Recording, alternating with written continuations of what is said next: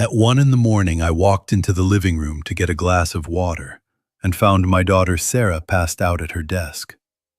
Her head was resting on a pile of blueprints, and her breathing was shallow and ragged. I stepped closer to gently tuck a blanket around her shoulders, but then her cell phone lit up on the desk beside her cheek. It was not a message from a friend or a late-night work email. It was a text from her husband Patrick, who was sleeping soundly in the master bedroom upstairs. When I read those 3 lines of text, my heart stopped beating, and the blood froze in my veins. The message read, "Did she take the double dose yet? I need her signature for the Lot 42 transfer by 8 tomorrow morning. Make sure she is too fogged up to read the fine print." I stood there in the dark, clutching the glass of water until my knuckles turned white. I looked at the bottle of so-called vitamins next to her laptop. I poured one into my hand. As a structural engineer, I have spent 40 years inspecting cracks in foundations, but I had never seen a fracture this dangerous. I did not wake her up. I did not scream. I pulled out my own phone, took a picture of the screen, and slipped the strange pill into my pocket. The war had started, and Patrick did not even know I was on the battlefield.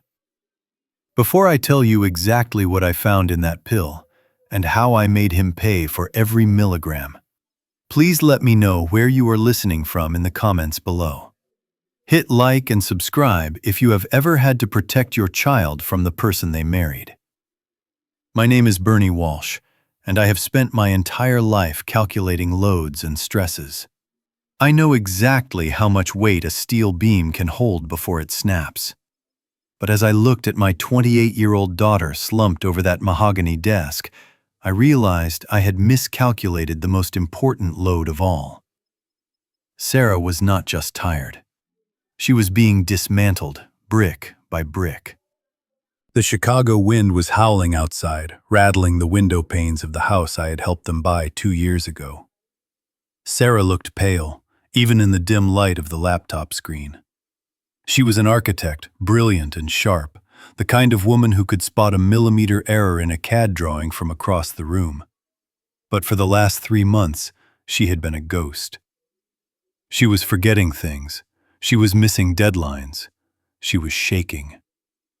Patrick told everyone it was stress. He told the family she was having a breakdown. He told me I should prepare myself for the possibility of putting her in a facility. I looked back at the phone. The notification from Patrick had faded, but the words were burned into my retinas. Lot 42. That was the commercial plot of land Sarah had inherited from her grandmother. It was prime real estate downtown, worth at least $3 million. Sarah had always sworn she would never sell it. She wanted to build a community center there. Yet here was her husband texting a mysterious number, asking if she was sedated enough to sign it away. I looked at the pill in my palm. It was yellow round and stamped with a generic vitamin logo. But the texture was wrong. It was too powdery. I sniffed it. There was a faint chemical smell that definitely was not vitamin C. I heard a floorboard creak upstairs. Patrick was moving. My instinct as a father was to shake Sarah awake, to show her the text, to drag Patrick out of bed and throw him into the snow. But my training as an engineer took over. You do not fix a cracking dam by hitting it with a hammer. You relieve the pressure. You assess the damage. And then you bring in the demolition crew. If I woke Sarah now, she would be confused. She was drugged. Patrick would come down with his smooth smile and say I was a crazy old man imagining things. He would say the text was a joke or a misunderstanding. He would gaslight me just like he had been gaslighting her. No, I needed proof. I needed hard, concrete evidence that would stand up in a court of law. I carefully placed the phone back exactly where it was. I wiped the condensation from my water glass off the table so there would be no trace I had been there. I wrapped the single yellow pill in a tissue and put it deep in the pocket of my pajama bottoms. I looked at my daughter one last time. "Sleep well, sweetie," I whispered into the darkness. "Because when you wake up, I am going to bring the whole house down on top of him." I walked back to my guest room on the first floor. I lay in bed, staring at the ceiling, listening to the wind. Upstairs, I could hear Patrick walking to the bathroom. He was probably checking his phone, waiting for a reply from his accomplice. He thought he was the smartest man in the room. He thought I was just a retired old man who was good for nothing but fixing leaky faucets and babysitting. He forgot that I built half the skyline of this city. He forgot that I know exactly where the weak points are in any structure. And as I closed my eyes, I began to draft the blueprints for his destruction. But I had no idea that the pill in my pocket was just the tip of the iceberg. What I would find the next morning at the breakfast table would make me wish I had called the police right then and there. Sunlight flooded the kitchen the next morning, but it felt colder than a meat locker. I sat at the island counter nursing black coffee, watching a performance worthy of an Academy Award. Patrick was standing by the stove, flipping pancakes and humming a cheerful tune. He wore a crisp white dress shirt with his sleeves rolled up perfectly to the elbows, looking every inch the devoted husband. If you looked at him through the window, you would see the American dream. But I was sitting inside, and I saw the nightmare. Sarah shuffled into the room a few minutes later. She looked like she had aged 10 years overnight. Her skin was gray, and her hands trembled as she reached for a glass of orange juice. She did not look like the brilliant architect who had graduated top of her class. She looked like a frightened child. Patrick turned around with a bright smile that did not reach his eyes. "Good morning, sleepyhead," he chirped, placing a plate of food in front of her. "You slept through the alarm again. I had to call your office and tell them you would be late. Honestly, Sarah, I am getting worried. You are forgetting things every single day now." Sarah rubbed her temples and whispered, "I don't remember setting an alarm. I feel so groggy, Patrick. I don't think I can go to the site today." Patrick sighed loud enough for me to hear. He put a hand on her shoulder and squeezed it. "See, this is what I was talking about last night. You were confused. You were imagining things again, just like you imagined that I moved your files. It is the stress, Sarah. You are having a breakdown, and everyone can see it except you. Even your dad notices it, right, Bernie?" He looked at me, expecting me to join in his game. I gripped my mug so hard I thought the ceramic would shatter. I wanted to smash his face into the griddle, but I forced myself to play the role he had cast for me. The useless old man. I just nodded slowly and stared at my coffee. Patrick turned back to Sarah, his voice dripping with fake sympathy. "Luckily, I am here to take care of everything. I brought the transfer papers for Lot 42 like we discussed. Since you are not well enough to handle the complex details, I will take them to the notary for you. You just need to sign here after breakfast." Then he reached into his pocket and pulled out the yellow pill. "Here, take your vitamin," he said, placing it on a napkin next to her juice. "Dr. Stevens said this will help clear the brain fog. You need to be sharp if you want to get better." Sarah looked at the pill with hesitation. I knew that look.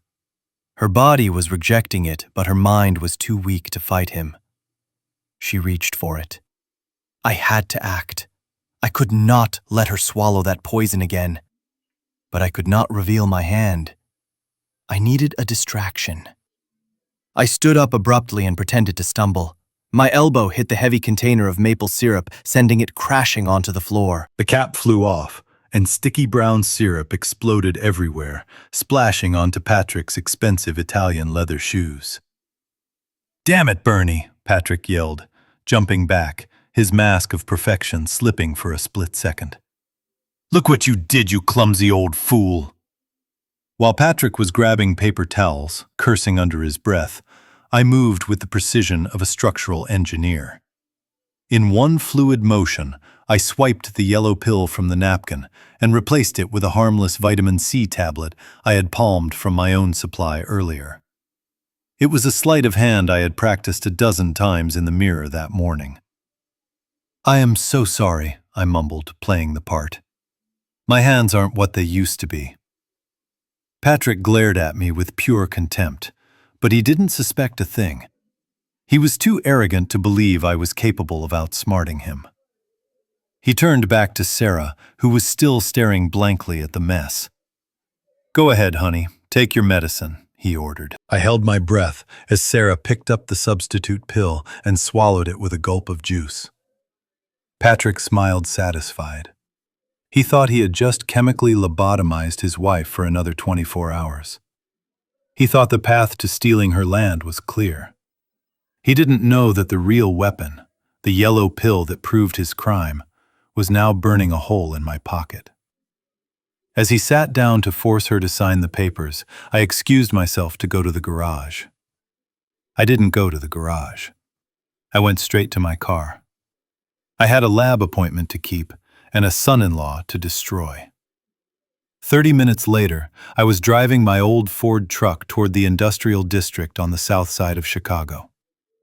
The heating in the truck had been broken for years, but the chill I felt in my bones had nothing to do with the temperature. I was going to see Dr. Eris Thorne. Eris was a toxicologist who had lost his medical license 10 years ago for asking too many questions. But he was the only man I trusted to tell me the truth without filing a police report. I found him in his basement lab, surrounded by bubbling beakers and the sharp smell of formaldehyde. I didn't say hello. I just placed the tissue with the yellow pill on his metal table. "Tell me what this is, Eris," I said, "and tell me fast." Eris put the pill under his mass spectrometer. The machine hummed and beeped, filling the silence of the basement. I watched the green lines on the monitor spike and valley. Eris turned pale. He adjusted his glasses and looked at the screen again, as if he prayed he was wrong. He looked at me with fear in his eyes.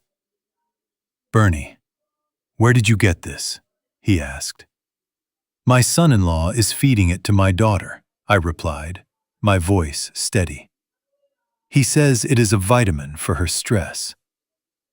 Eris slammed his hand on the table, making the beakers rattle. "This is no vitamin. This is a synthetic derivative of scopolamine. In the streets, they call it devil's breath. It eliminates free will. It blocks memory formation. The victim remains conscious and can even hold a conversation, but they become completely obedient. You could tell them to rob a bank or sign away their life, and they would do it with a smile." I leaned against the cold concrete wall to keep from falling. Patrick wasn't just drugging Sarah to make her sleep. He was turning her into a puppet. He was chemically deleting her personality so he could rewrite her will. I took the toxicology report Eris printed out. It was the first nail in Patrick's coffin. But I needed more nails. I needed to know why he was in such a rush. I thanked Eris and drove straight to the headquarters of Walsh Architecture. I had built this company from a garage startup into the most respected firm in the city before handing the keys to Sarah 3 years ago. When I walked into the lobby, the atmosphere was wrong. The warm buzz of creativity was gone, replaced by a tense silence. The receptionist was a stranger. She was young and chewing gum, typing on her phone, ignoring the phone lines blinking on the console. "Can I help you, sir?" she asked without looking up. "Deliveries are in the back." "I am Bernie Walsh," I said, my voice low and dangerous. "And I own this building." I walked past her before she could stop me. I looked for Mrs. Higgins, the accountant, who had been with me for 20 years. Her desk was empty. In fact, half the desks were empty or occupied by strangers in cheap suits who looked more like used car salesmen than architects. Patrick had purged the loyalists. I went to the server room in the back. I didn't need a key card. I had installed the backup biometric scanner myself, hidden behind a false panel. It recognized my thumbprint instantly. I accessed the financial logs. My eyes scanned the recent transactions, and there it was. A wire transfer initiated yesterday for $200,000. The recipient was a shell company in the Cayman Islands. I recognized the authorization code. It was Sarah's. But Sarah didn't know how to wire money offshore. Patrick had used her obedience to drain the company accounts. He wasn't just stealing the land. He was gutting the entire legacy I had built for my daughter. I pulled a flash drive from my pocket and started downloading everything. If he wanted a war, he was going to get a nuclear winter. I stood in the center of the open plan office and felt like a stranger in my own home.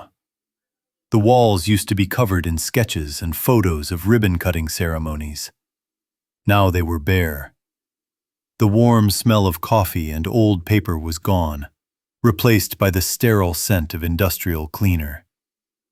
But the worst part was the silence. The hum of productivity was dead.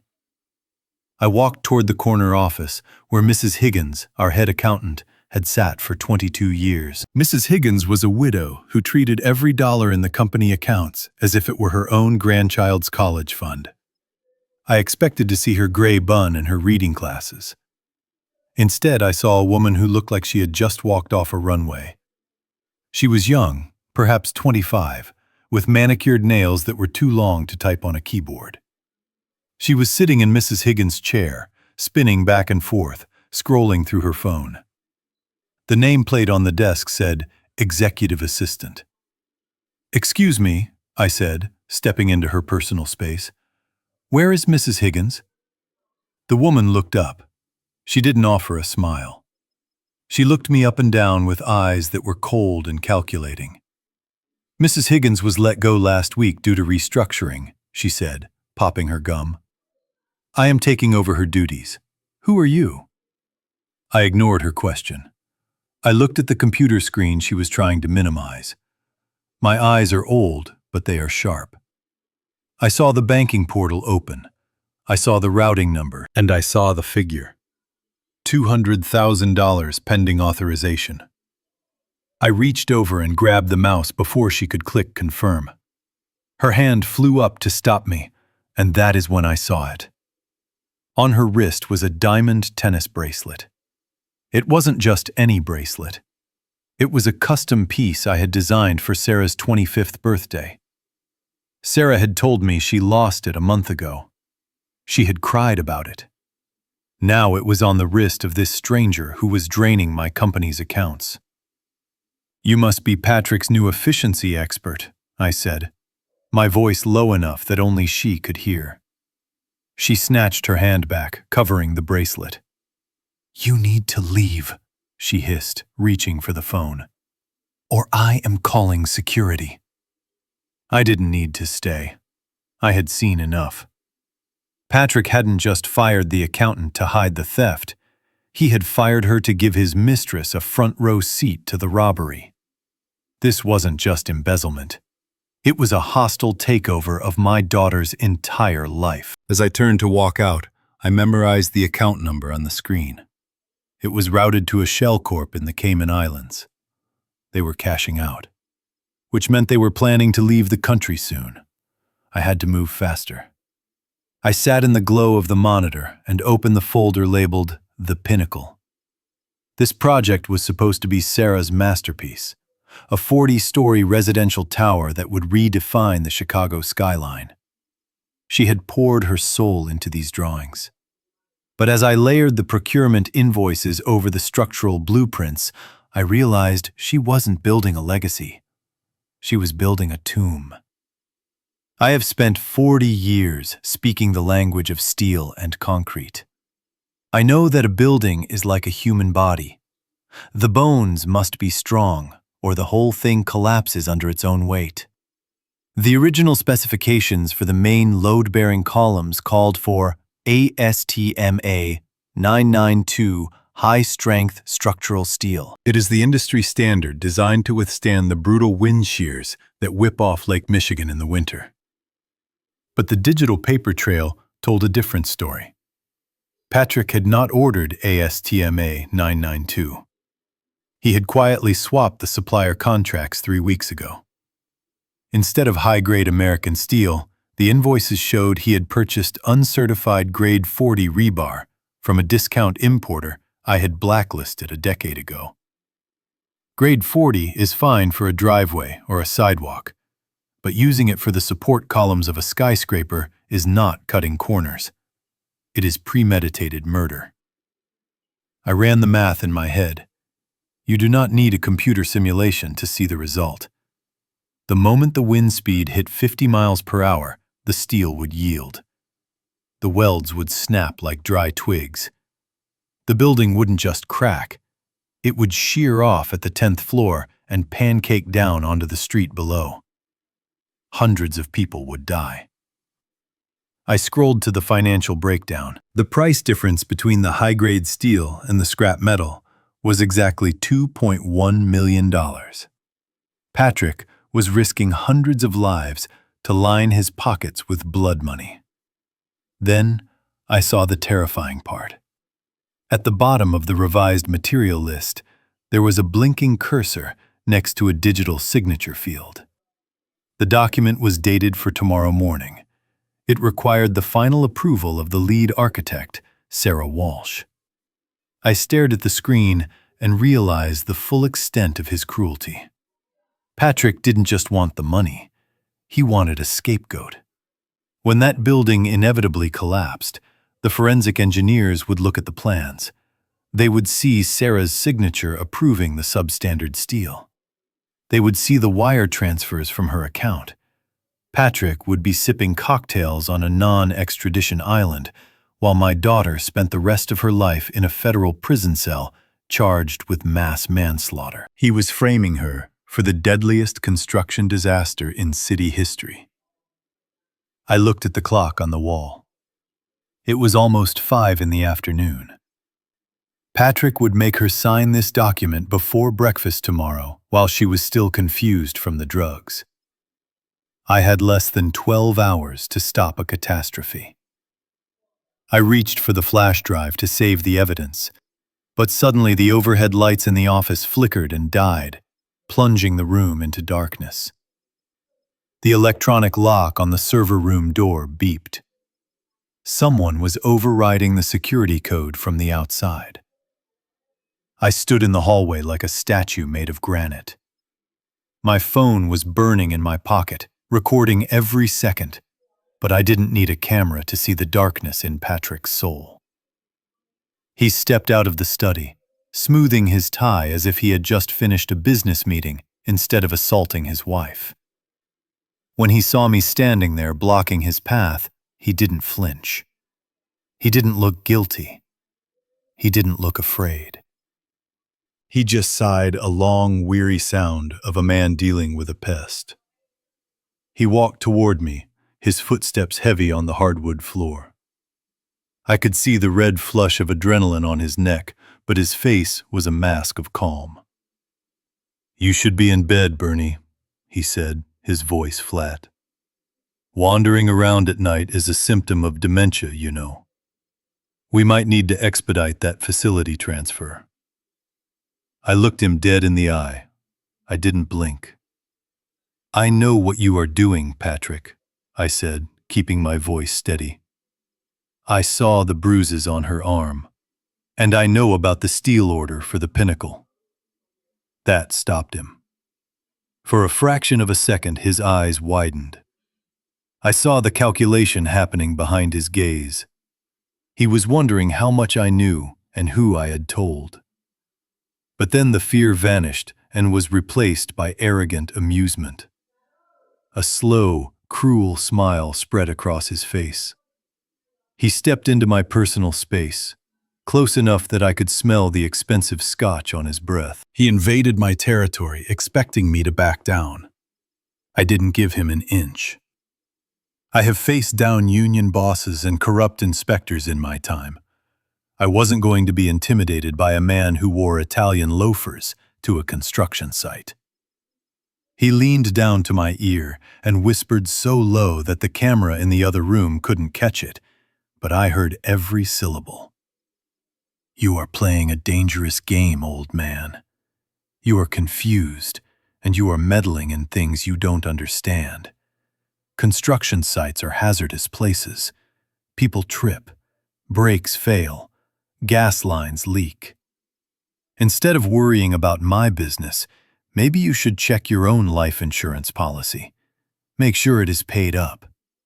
You wouldn't want Sarah to be burdened with your funeral costs when she is already so fragile."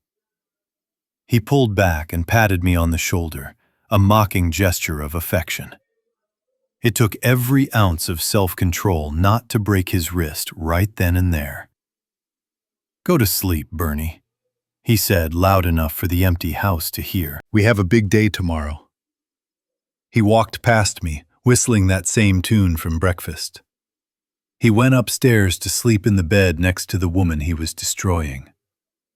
I stood there in the dark and felt a cold clarity wash over me. He had just threatened to kill me. He thought that would make me afraid. He was wrong. It didn't make me afraid. It made me free.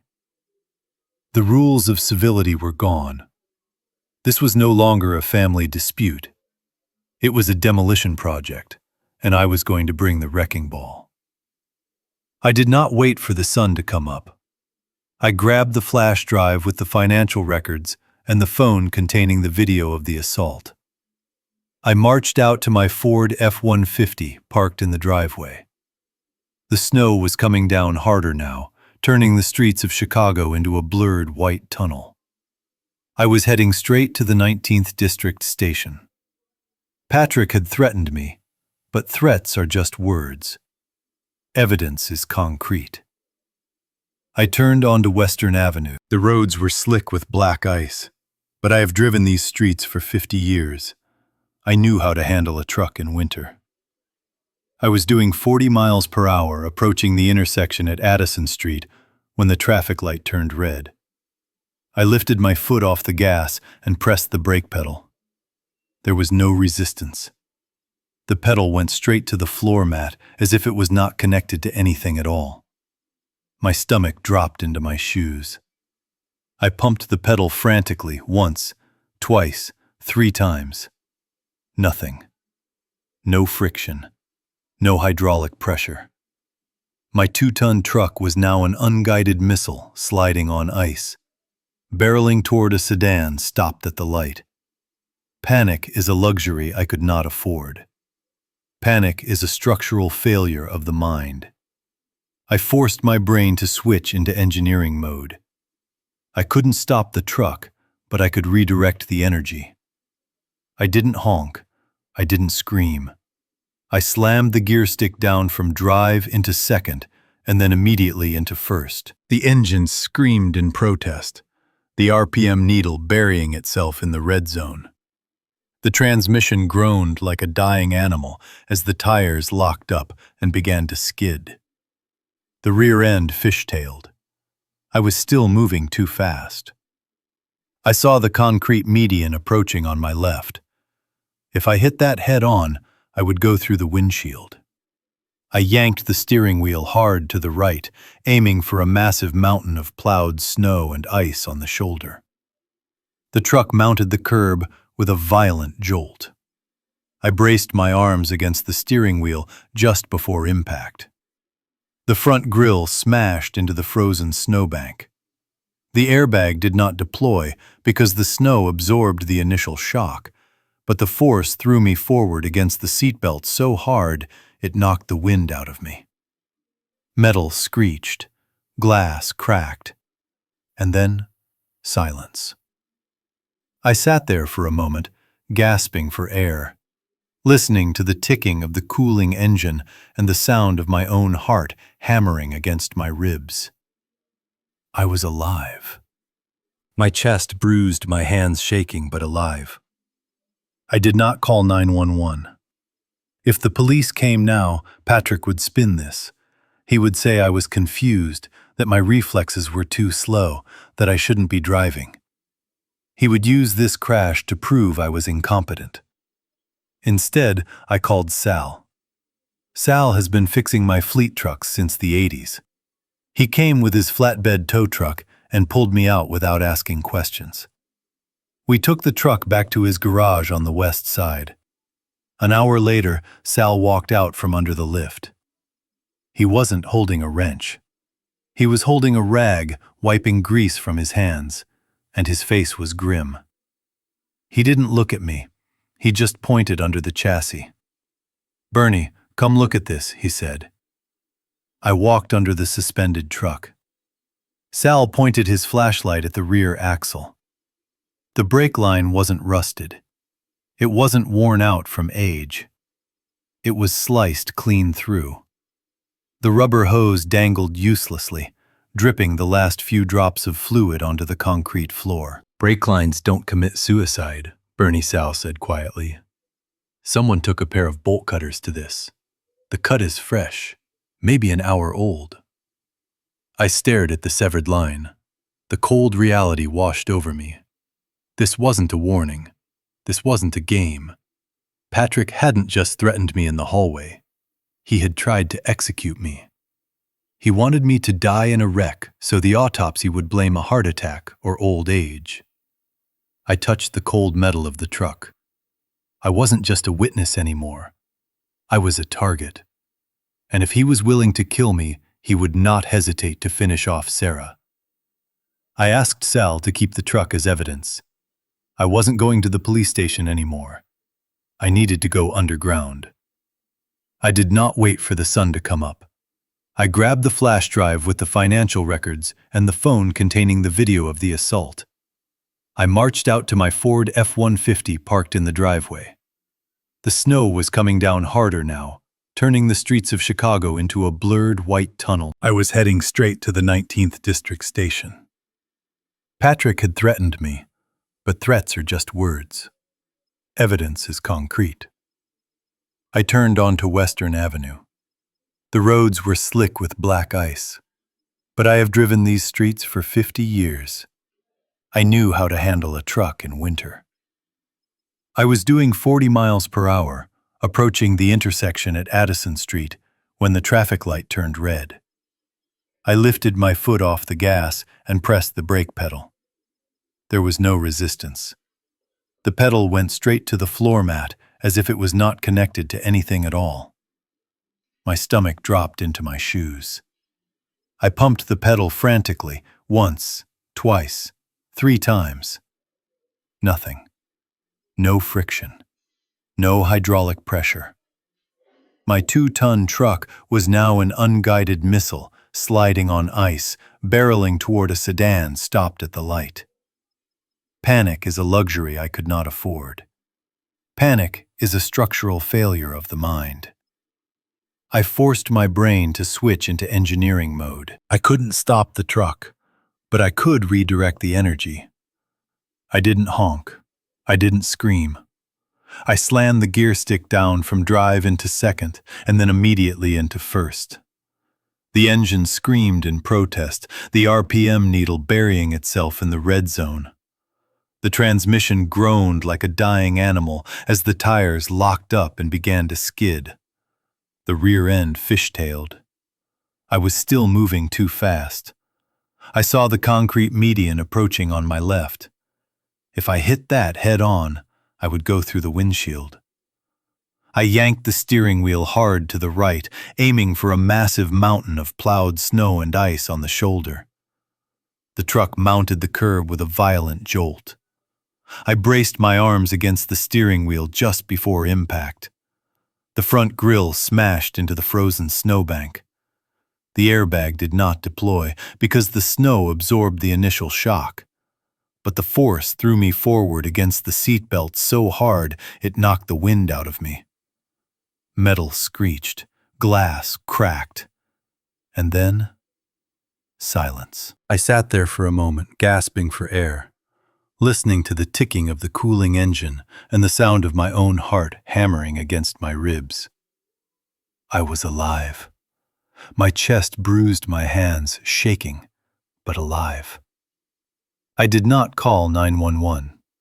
If the police came now, Patrick would spin this. He would say I was confused, that my reflexes were too slow, that I shouldn't be driving. He would use this crash to prove I was incompetent. Instead, I called Sal. Sal has been fixing my fleet trucks since the 80s. He came with his flatbed tow truck and pulled me out without asking questions. We took the truck back to his garage on the west side. An hour later, Sal walked out from under the lift. He wasn't holding a wrench. He was holding a rag, wiping grease from his hands, and his face was grim. He didn't look at me. He just pointed under the chassis. "Bernie, come look at this," he said. I walked under the suspended truck. Sal pointed his flashlight at the rear axle. The brake line wasn't rusted. It wasn't worn out from age. It was sliced clean through. The rubber hose dangled uselessly, dripping the last few drops of fluid onto the concrete floor. "Brake lines don't commit suicide," Bernie Sal said quietly. "Someone took a pair of bolt cutters to this. The cut is fresh, maybe an hour old." I stared at the severed line. The cold reality washed over me. This wasn't a warning. This wasn't a game. Patrick hadn't just threatened me in the hallway. He had tried to execute me. He wanted me to die in a wreck so the autopsy would blame a heart attack or old age. I touched the cold metal of the truck. I wasn't just a witness anymore. I was a target. And if he was willing to kill me, he would not hesitate to finish off Sarah. I asked Sal to keep the truck as evidence. I wasn't going to the police station anymore. I needed to go underground.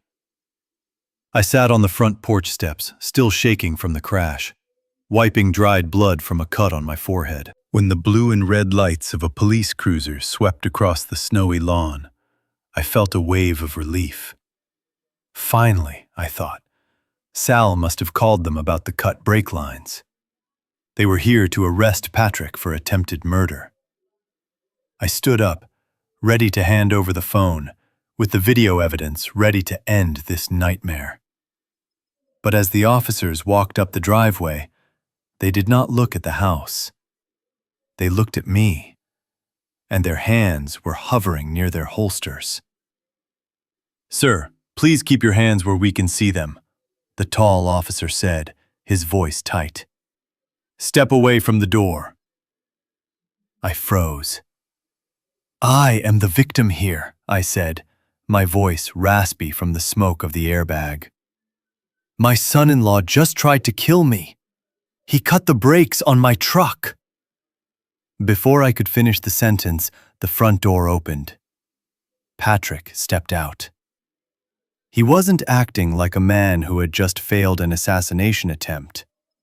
He was acting like a terrified, heartbroken son. He rushed toward the officers, his hands raised in a gesture of surrender and pleading. "Thank God you are here, officers," Patrick said, his voice trembling perfectly. "It is my father-in-law. He has been gone for hours. We were so worried. He took the truck even though we took his keys away. He is having another episode." Episode 1 roared, stepping forward. "The only episode here is you trying to murder me for the insurance money." The officers stepped between us, pushing me back. "Sir, calm down. We received a call about a domestic disturbance involving a senior citizen with a history of violent outbursts and dementia." I looked at Patrick. He was standing behind the officers, shaking his head with tears in his eyes. "I told you on the phone," he said to the police. "Dr. Stevens diagnosed him yesterday. Paranoia, aggression. He thinks everyone is trying to hurt him. He even thinks I am poisoning his daughter. It is the disease talking. I reached into my pocket. I have proof, I yelled. I have a video. Sir, stop reaching, the officer commanded, grabbing my arm. I tried to pull out the phone, but in my agitation and with my hands still numb from the crash, I fumbled. The phone fell onto the concrete. Patrick lunged forward to help pick it up, but he didn't hand it to me. He handed it to the officer. Please be careful with him, Patrick said softly. He doesn't mean to be dangerous. He just doesn't know who he is anymore. Look at him. He crashed his truck again, didn't he? I tried to keep him safe inside. The officer looked at my battered face, my dirty clothes, and my wild eyes. Then he looked at Patrick, clean, calm, and well-spoken. It was no contest. The officer handed the phone back to Patrick, not to me. Mr. Walsh, we are going to let you go inside tonight because your son-in-law is generous enough not to press charges for the threats, the officer said. But if we have to come back here, we are taking you to the psych ward for a 72-hour hold. Do you understand? I stood there helpless. The law was standing right in front of me, and it was blind. Patrick put his arm around my shoulders, guiding me back into the prison that used to be my home. Thank you, officers, he called out. I will make sure he takes his medication. As the police car drove away, Patrick squeezed my shoulder. His grip was like a vice. You see, Bernie, he whispered. No one listens to a crazy old man. Now get inside. We have a lot of work to do before morning. The sound of a body hitting the floorboards upstairs is something a father never forgets. It was not a stumble. It was dead weight. I ran up the stairs, ignoring the pain in my chest from the car accident. I found Sarah collapsed in the hallway outside the bathroom. She was convulsing slightly. Her eyes rolled back in her head. Foam was gathering at the corners of her mouth. Call 911, I screamed, reaching for her pulse. Her heart was racing like a trapped bird. Patrick appeared from the bedroom, but he wasn't reaching for his phone. He was calm. Too calm. He pushed my hand away from her wrist. No ambulance, he said sharply, lifting Sarah into his arms with surprising strength. They will take her to the county hospital. She needs specialized care. I am taking her to Oakwood Private. Dr. Stevens is waiting for us. Oakwood. The name sent a chill down my spine. It was a private facility for the wealthy, known more for discretion than for healing. It was where rich families hid their secrets. You are not taking her anywhere, I shouted, trying to block the stairs. She needs an emergency room, not a country club. Patrick didn't even slow down. He barged past me, his shoulder checking me into the wall. Get out of my way, old man. This is your fault. You switched her pills, didn't you? She is going into withdrawal because of you. He knew. He knew I had swapped the drugs. But he didn't care, because now he had the perfect excuse to isolate her completely. I watched helpless as he threw my unconscious daughter into the back of his luxury SUV and sped away into the snow. My truck was wrecked, so I called a taxi. The ride to Oakwood took 20 minutes. 20 minutes of hell, where I imagined every possible scenario. When I finally burst through the sliding glass doors of the hospital lobby, I was ready to tear the place apart. Where is Sarah Walsh? I demanded, slamming my hand on the reception desk. I am her father. The nurse behind the glass didn't type anything. She didn't check a computer. She just looked at me with a practiced, sympathetic expression that made me want to vomit.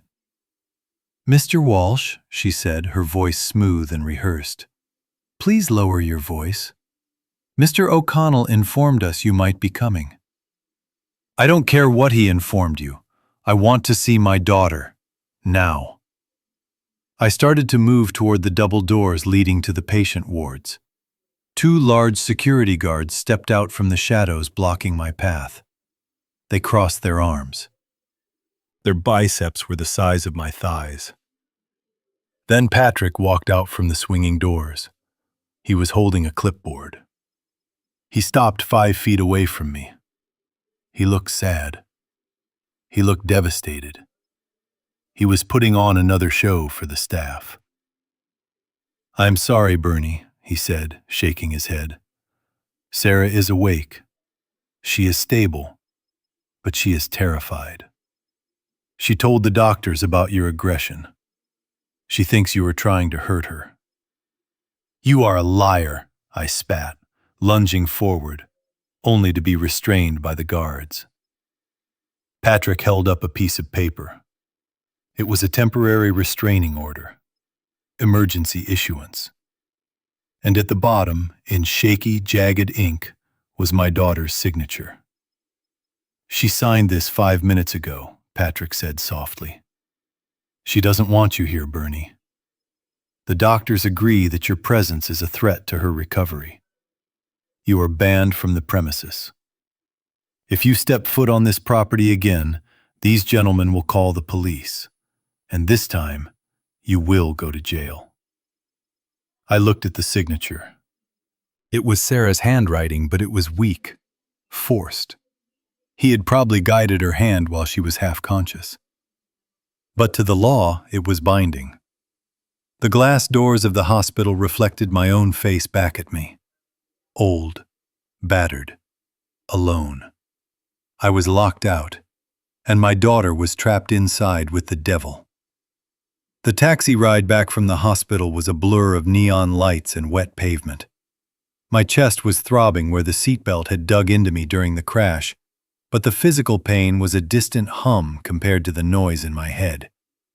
I stood on the front porch of the house I had designed with my own hands 30 years ago. It was a craftsman bungalow that I had built to be a fortress for my family.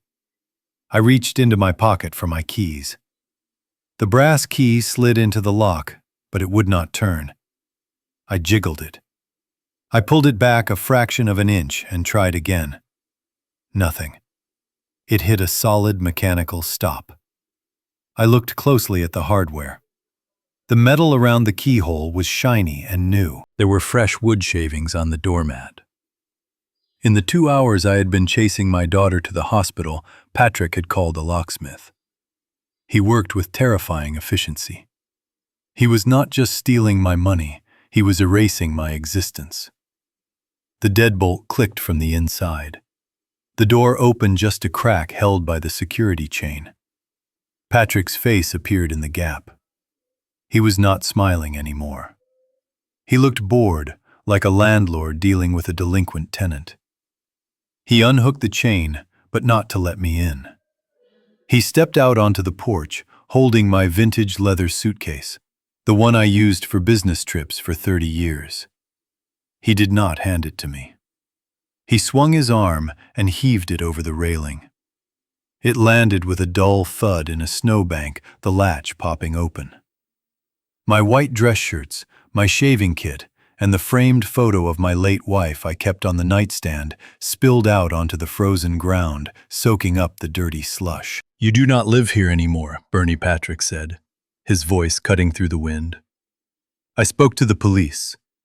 They agreed that given your violent outburst at the hospital and the restraining order Sarah signed, it is not safe for you to be in the same house as me. This is an informal eviction notice. You have 5 minutes to get off my property before I call them back to arrest you for trespassing." I looked at him standing there in my bathrobe, enjoying the warmth of the house I paid for. I wanted to rush him. I wanted to wrap my hands around his neck and squeeze until the truth came out. But I saw the phone in his hand.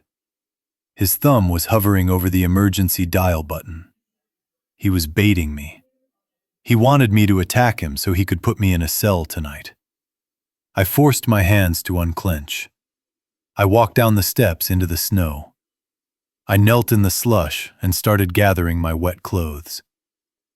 "Go to a shelter," Patrick called out as he stepped back inside. "Or go to hell. I don't care." He slammed the door. The sound echoed like a gunshot. I heard the heavy thud of the deadlock turning. I stood there shivering, snow melting on my collar. I looked at the house. The lights were on in the living room, warm and inviting, but I was out here in the cold. I had no home. My daughter was drugged and locked in a psych ward. My reputation was ruined. But as I wiped the mud off my wife's photo, I realized something. A building with no walls has nothing left to burn. He thought he had destroyed me. He didn't know he had just removed the only thing holding me back. I wasn't a father protecting a home anymore. I was a soldier behind enemy lines. I spent the night curled up in the back seat of a cheap rental sedan parked 3 blocks away from my own driveway. The engine was off to save gas, and the Chicago winter was seeping through the thin metal doors. My breath formed clouds in the dark air. My back ached from the crash, and my heart ached from the betrayal, but my eyes were dry. Crying is for people who have accepted defeat. I had not accepted anything. I clicked on the small overhead light. In my lap, I spread out the only thing I had managed to save from the cloud server before Patrick locked me out. The original architectural schematics of the house at 42 Willow Creek. Patrick thought he owned that house because he had the keys and the deed. He was a fool.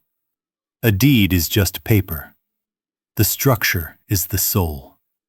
And I was the one who breathed life into it 30 years ago. I knew every beam, every joist, and every hidden void behind the drywall. I traced the white lines on the blue paper with a dirty finger. Patrick had changed the locks. He had probably armed the perimeter security system. He thought he had turned my sanctuary into a fortress against me. But he made a critical error. He forgot who built the walls. When I designed the foundation, I included a sub-grade maintenance crawlspace for the HVAC system. It was an oversized return vent located behind the landscaping bushes on the north side, intended for heavy equipment access. It was never used, and over the years, the bushes had grown thick enough to conceal it completely. On the blueprints, it was just a small notation labeled Access Point B. To Patrick, it was invisible. To me, it was the Trojan horse. I looked at the drawing of the ventilation shaft. To a layman, it looked like just a black square. To me, it looked like an open door. Patrick was a salesman. He looked at surfaces. He looked at paint colors and curb appeal. I was an engineer. I looked at what was underneath. He didn't know that the vent led directly to a false panel in the utility closet behind the kitchen pantry. I had installed it so I could service the furnace without dragging tools through the living room. Now it was my way back into the war zone. I checked my watch. It was 2 a.m. The neighborhood was silent. The house would be dark. Patrick would be asleep in my bed, confident that he had won. He thought he had thrown out the trash. He was about to find out that you cannot evict a man from his own creation. I folded the blueprints and put them inside my jacket next to my heart. I pulled a small flashlight and a screwdriver from the glove box. I was not going to knock on the front door. I was going to become part of the walls. I was going to be the ghost in the machine. I opened the car door and stepped out into the freezing wind. It was time to take back what was mine. The metal grate behind the azalea bushes was rusted shut, but rust is just oxidized iron, and I knew exactly where to apply leverage to break the seal. I slid the screwdriver between the frame and the masonry, and with a sharp grunt of effort, I popped the access panel open. The smell of 30 years of dust and damp earth hit me. To anyone else, it was the smell of a dirty crawl space. To me, it was the smell of hope. I dragged my 68-year-old body, into the aluminum ductwork. The space was tight, only 24 inches wide. It was designed for airflow, not for a grown man in a winter coat. The cold metal sucked the heat right out of my bones, and every screw head sticking up from the seams dug into my knees like jagged teeth. I had to crawl on my elbows, pulling myself forward, inch by agonizing inch. I am not a spy. I am not a ninja. I am a retired engineer with arthritis in my left hip. But rage is a powerful anesthetic. I moved through the darkness, guided by memory. I knew that 12 feet in there was a 90-degree turn that led up behind the kitchen pantry. I knew that the drywall there was only half-inch thick because I had skimped on it to save space for the shelving. I reached the vertical shaft and paused to listen. The house was silent, except for the hum of the refrigerator compressor. I was inside the lungs of my own home. I pulled myself up to the vent grill that looked out into the kitchen. Through the slats, I could see a slice of the room. The overhead lights were off, but the kitchen was not dark. Patrick was standing by the island, illuminated by the harsh blue glow of his laptop screen. He was not sleeping. He was pacing back and forth, a glass of whiskey in his hand. He looked disheveled. The smooth mask he wore for the police and the doctors was gone. In the privacy of the house he stole, he looked like a cornered rat. He was holding his phone to his ear, and he was not whispering. He was arguing. "Listen to me, Sal," he hissed, taking a nervous gulp of the amber liquid. "The transfer is delayed because the bank flagged the signature mismatch. I fixed it. I told you I fixed it. The girl is in Oakwood. She is so drugged up she doesn't know her own name. She will sign whatever I put in front of her tomorrow." I held my breath. He was talking to Salvatore Moretti. I recognized the name. Moretti was a loan shark who ran a construction racketeering operation on the South Side. If Patrick was in bed with Moretti, he wasn't just greedy. He was desperate. I pressed my ear closer to the cold metal grate. "What about the old man?" Patrick asked, pausing to listen to the voice on the other end. "No, he is not a problem anymore. I took his house. I took his reputation. He is sleeping in the street tonight." Patrick laughed, but it was a dry, hollow sound. "Don't worry about him coming back, Sal. I made arrangements. Once the land deal goes through on Monday, Bernie is going to have a tragic accident. A heart attack in a shelter. Or maybe a slip and fall on the ice. I haven't decided yet. But I guarantee you, he will be in a morgue by next Tuesday." The blood pounded in my ears so loud, I was afraid he could hear it. He wasn't just waiting for me to die. He was planning the funeral. I watched him hang up the phone and pour another drink. He toasted the empty room. He thought he was alone. He didn't know the walls were listening. And he didn't know that the old man he planned to kill next Tuesday was currently 10 feet away, holding a screwdriver and ready to dismantle his life. I waited until the heavy footsteps on the ceiling faded into the silence of the master bedroom. Patrick had finally gone to sleep, confident that his plan was perfect and that his enemy was freezing to death in a homeless shelter. He did not know that his enemy was currently squeezing out of a ventilation shaft in his pantry, covered in dust and fueled by a rage hot enough to melt steel. I stepped into the kitchen and moved silent as a shadow across the floorboards I had laid myself. I did not go upstairs. I went straight to the study. Behind the oil painting of the Chicago skyline, which Patrick had bought to look sophisticated, was the wall safe. I had installed it 10 years ago to protect Sarah's savings bonds and our family deeds. Now it was the heart of the enemy stronghold. The keypad glowed with a faint green light in the darkness. I knew Patrick had changed the factory code I set years ago. He was arrogant, but he wasn't stupid enough to keep the default. I tried Sarah's birthday first. The red light flashed. Error. I tried their wedding anniversary. Error. I paused and took a deep breath. I thought like Patrick. He was a narcissist who was currently dismantling his life to run away with a younger woman. I remembered the personnel file I had seen on the screen at the office earlier that day. The young assistant with the diamond bracelet. Her date of birth was on the HR form I had scanned. September 12th. It was a long shot. It was a guess born of cynicism, but I typed it in. 0912. The mechanism whirred. The solenoid clicked. The heavy steel door swung open. I felt a wave of nausea. He had locked away our family legacy, using the birthday of the woman he was using to replace my daughter. I reached inside.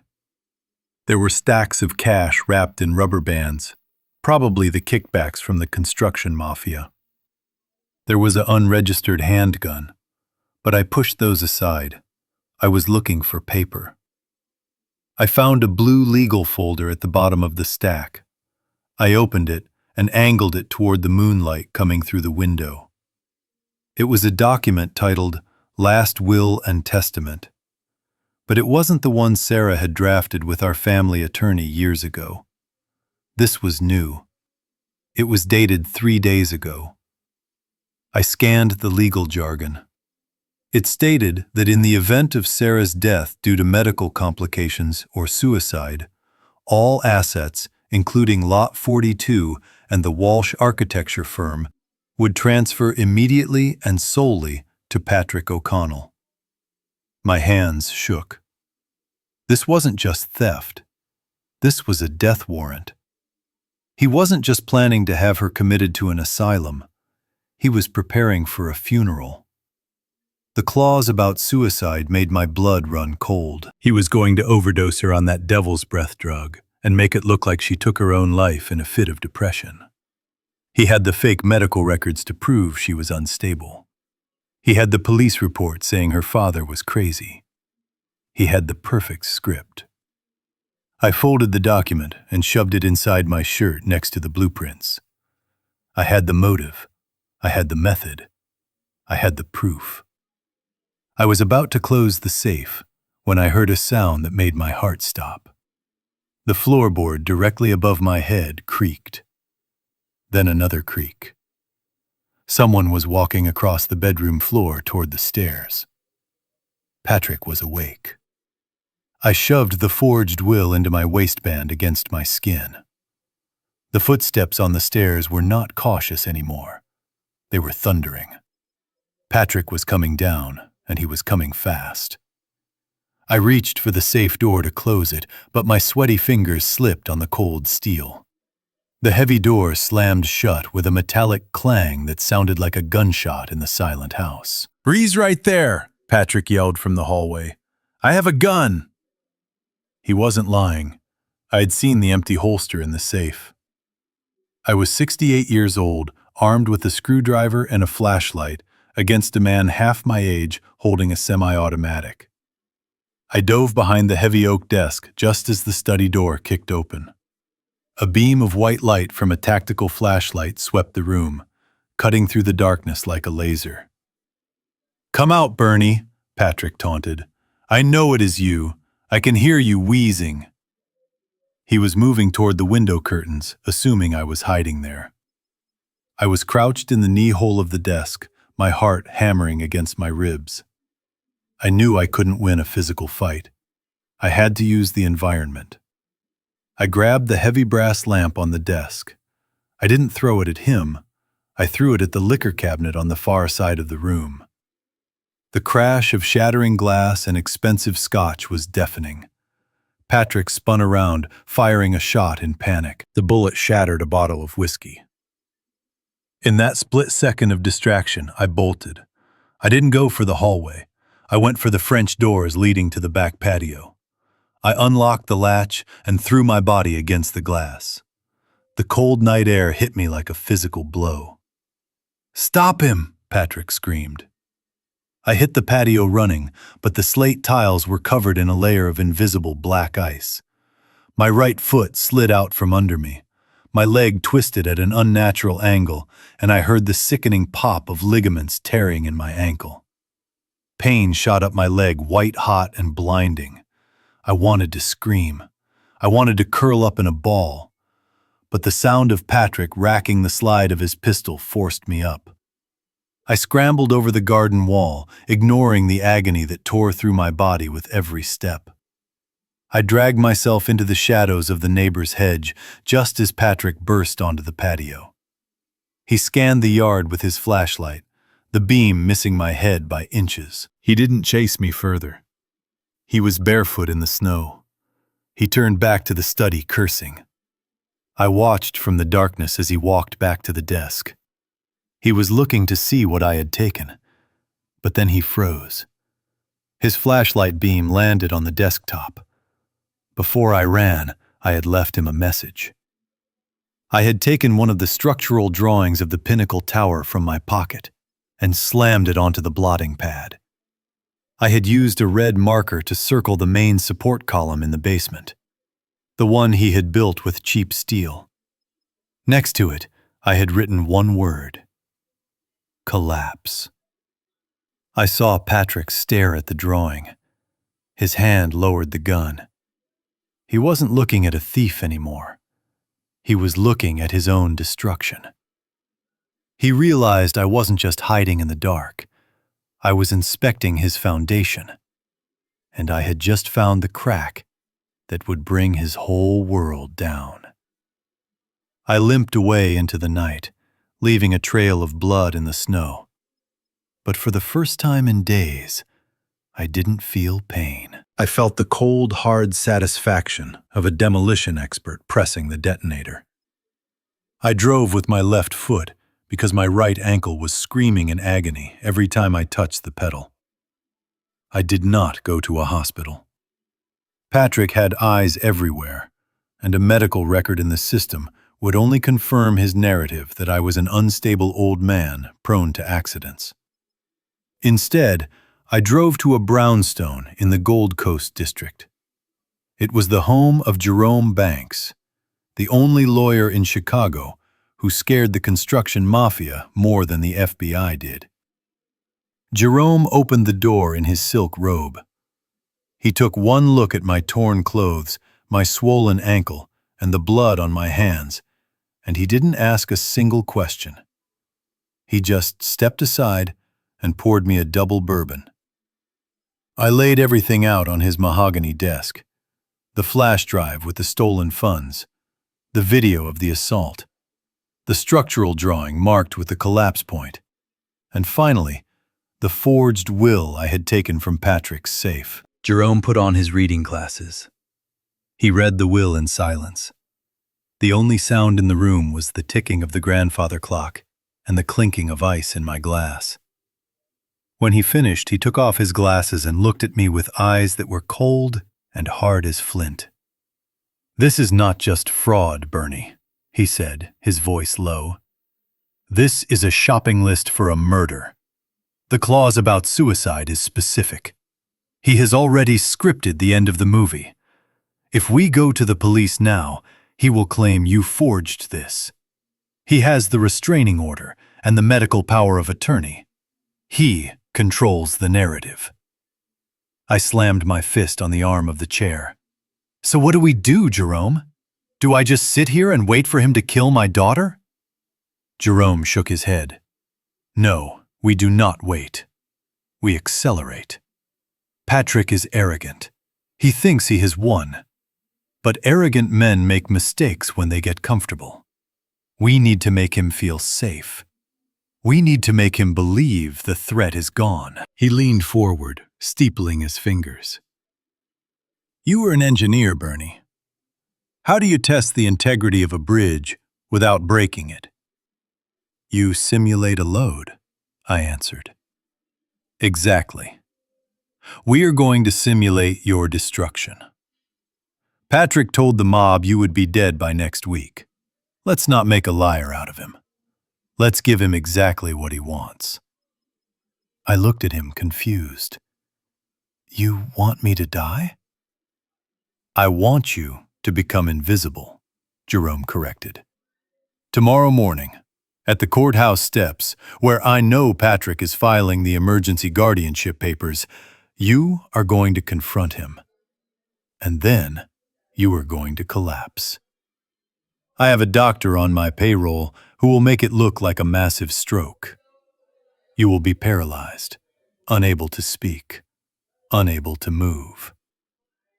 I understood immediately. It was the Trojan horse strategy.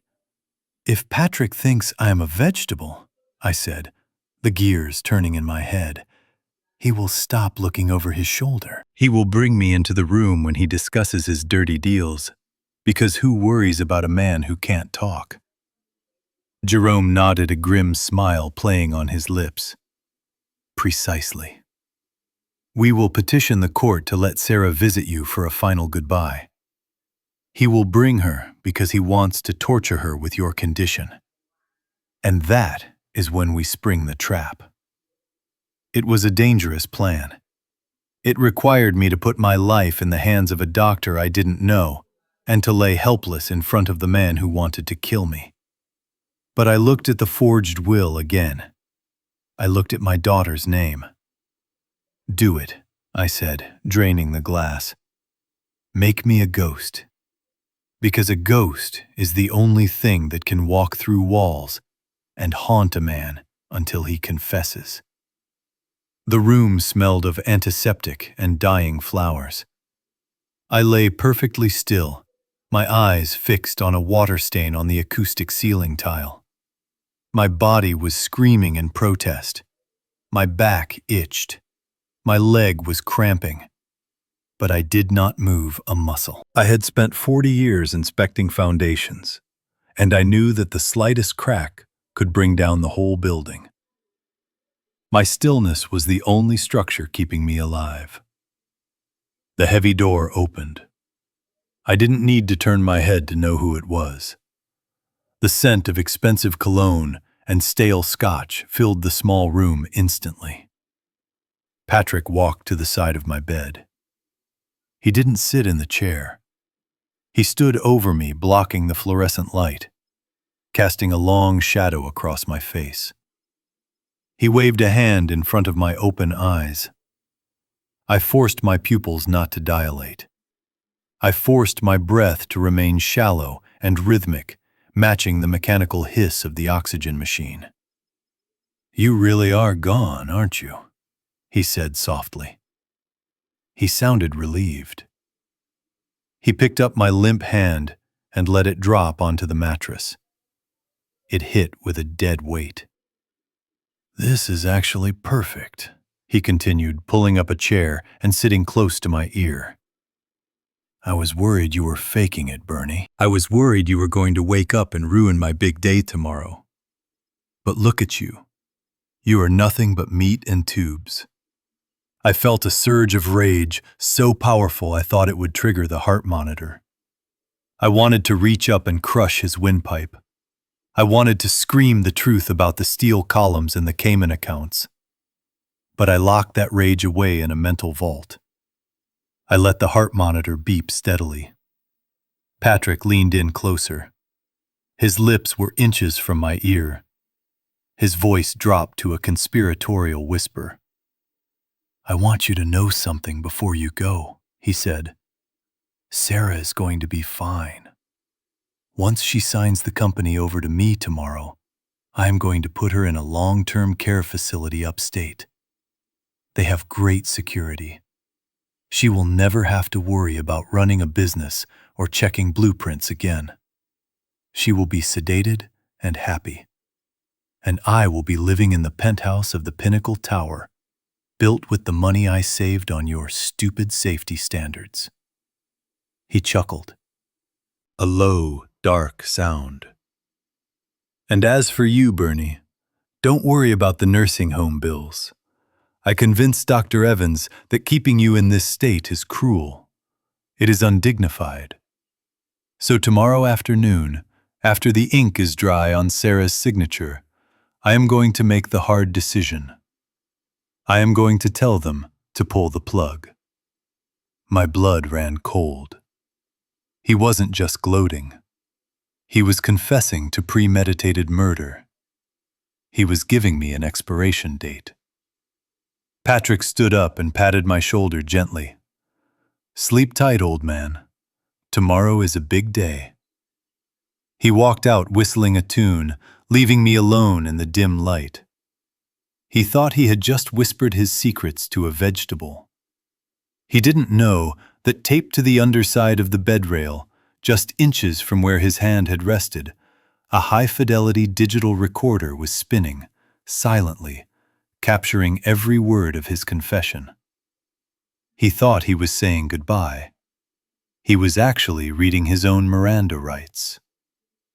The room smelled of antiseptic and dying flowers. I lay perfectly still, my eyes fixed on a water stain on the acoustic ceiling tile.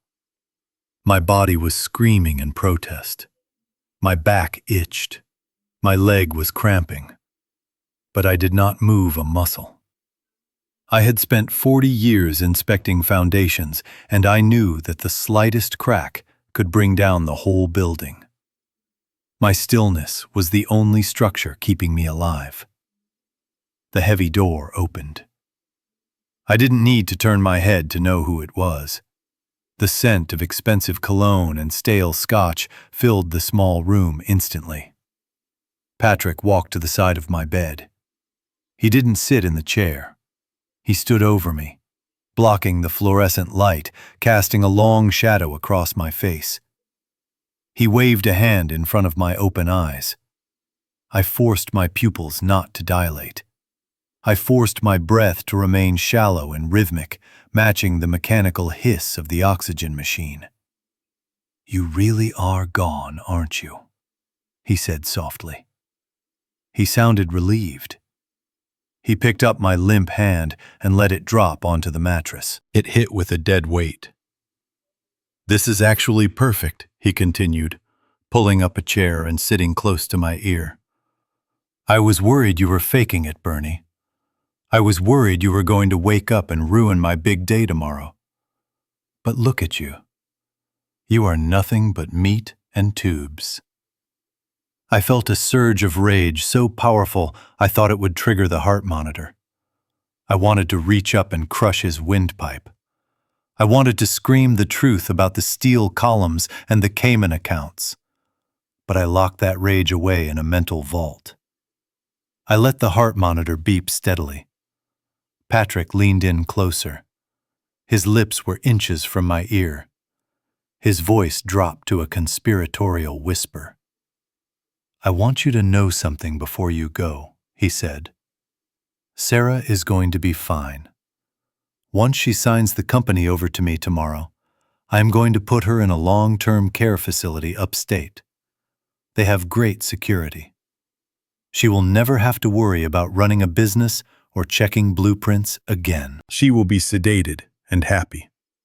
And I will be living in the penthouse of the Pinnacle Tower, built with the money I saved on your stupid safety standards. He chuckled, a low, dark sound. And as for you, Bernie, don't worry about the nursing home bills. I convinced Dr. Evans that keeping you in this state is cruel. It is undignified. So tomorrow afternoon, after the ink is dry on Sarah's signature, I am going to make the hard decision. I am going to tell them to pull the plug. My blood ran cold. He wasn't just gloating. He was confessing to premeditated murder. He was giving me an expiration date. Patrick stood up and patted my shoulder gently. Sleep tight, old man. Tomorrow is a big day. He walked out whistling a tune, leaving me alone in the dim light. He thought he had just whispered his secrets to a vegetable. He didn't know that taped to the underside of the bed rail, just inches from where his hand had rested, a high-fidelity digital recorder was spinning silently, capturing every word of his confession. He thought he was saying goodbye. He was actually reading his own Miranda rights. My head felt like it was stuffed with wet cotton. I was lying in a bed with high thread count sheets in a room that smelled of lavender and money. This was Oakwood. It was the place where wealthy families sent their inconvenient relatives to be forgotten. I tried to sit up, but my limbs felt heavy, as if gravity had doubled. I was drowning in the chemical fog Patrick had been feeding me for weeks. The door clicked open. I flinched, expecting to see my husband with his fake smile and another yellow pill. But it wasn't Patrick. It was a nurse I had never seen before. She was older, with sharp eyes and efficient hands. She didn't turn on the overhead lights. She walked straight to my bedside and checked the hallway before closing the door silently. "Mrs. O'Connell," she whispered. "Do not speak. Just listen." She pulled a small vial from her pocket. It wasn't the sedative listed on my chart. It was a clear liquid. "Your father is not crazy," the nurse said, keeping her voice low. "And he is not dangerous. He is the only reason you are still alive. This is a stimulant to counteract the scopolamine in your system. Drink it, quickly." I hesitated. Patrick had told me my father was losing his mind. He told me my father had attacked him. But then, a flash of memory cut through the fog. I remembered the study. I remembered refusing to sign the papers, and I remembered the stinging pain across my cheek. Patrick had hit me. I snatched the vial from the nurse's hand and downed it in one gulp. It tasted bitter and metallic. For a minute, nothing happened. Then it felt like a curtain was being ripped away from a window. The blur in my vision sharpened. The confusion that had clouded my thoughts for days evaporated. The memories flooded back in a violent wave. The altered blueprints. The missing money from the company accounts. The way Patrick looked at me when he thought I was sleeping. It wasn't love. It was contempt. I gasped, clutching the sheets. "He is stealing everything," I whispered, my voice trembling with rage. "He is stealing my company. He is stealing my land. He plans to steal your life," the nurse said grimly. She handed me a folded piece of paper. It was a note from Jerome Banks, my father's lawyer. It was short. "Bernie is alive. He is faking a stroke to trap Patrick. We need you to finish the performance. Can you do it?" I looked at the nurse. My hands were no longer shaking. The fear was gone, replaced by a cold, hard clarity that I must have inherited from my father. Patrick thought I was a fragile flower that he could crush under his boot. He forgot that I was raised by the man who built half of Chicago. "Tell them I am ready," I said, tearing the note into tiny pieces. The nurse nodded. "Tomorrow morning you need to call Patrick. Tell him you want to go home. Tell him you are ready to sign the papers. Be the wife he wants you to be. Weak, confused, subservient." I lay back on the pillow and closed my eyes. I could do that. I had been playing the role of the victim for months without realizing it. But tomorrow, the performance would change. Tomorrow I would be the bait. And when Patrick snapped his jaws shut, he would find out that he hadn't caught a helpless prey. He had bitten into a steel trap. I stared at the phone in my lap and visualized the structural drawing of the Pinnacle Tower my father had left for me. It was the anchor I needed to play the role of a lifetime. I dialed Patrick's number, and when he answered, I let my voice crack into 1,000 jagged pieces. "Patrick, please come get me," I sobbed into the receiver. "I don't want to be here anymore. You were right about everything." "Dad is gone, isn't he? I need to fix this. I need to sign the transfer papers so we can pay for his care." There was a pause on the other end, a silence that I knew was filled with his victorious grin. Then his voice came through smooth as silk wrapped around a razor blade. "Stay right there, sweetheart. I am on my way." When his Porsche pulled up to the hospital entrance, he didn't look like a grieving son-in-law. He looked like a man who had just won the lottery. He rushed inside and hugged me. The smell of his cologne, the same scent he wore the night he hit me, made my stomach turn, but I didn't pull away. I buried my face in his chest and let him stroke my hair like I was an obedient pet. On the drive home, he barely watched the road. He was too busy talking about the future. Our future. "I have been thinking, Sarah," he said, placing his hand on my knee. "Since this transfer is such a big step for our family, we should do it properly. I have invited a few of our key investors and the notary to the house tonight. A small gathering. I want everyone to see how strong you are being in this difficult time." I looked out the window to hide the cold fury in my eyes. He didn't want a gathering. He wanted an audience. He wanted the heavy hitters of the Chicago construction scene and the shady financiers he called partners to witness the moment he legally stole my empire. He wanted to legitimize his theft in front of witnesses, so that later, when I was locked away in an asylum, no one would question his authority. "That sounds wonderful, Patrick," I whispered. "I just want to do what is right." We pulled into the driveway of the house my father built, the house Patrick had kicked him out of. I saw caterers' trucks in the driveway. He had planned this celebration before I even called. He was so certain of his control over me that he had ordered champagne to toast my destruction. I walked inside and saw the living room transformed. The furniture was rearranged.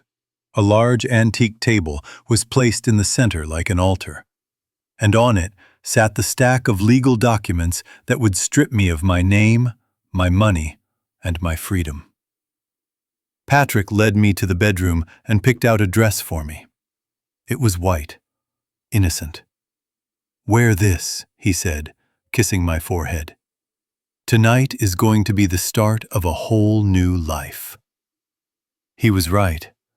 It was going to be the start of a new life, just not the one he imagined. I put on the dress, zipped up the back, and looked in the mirror.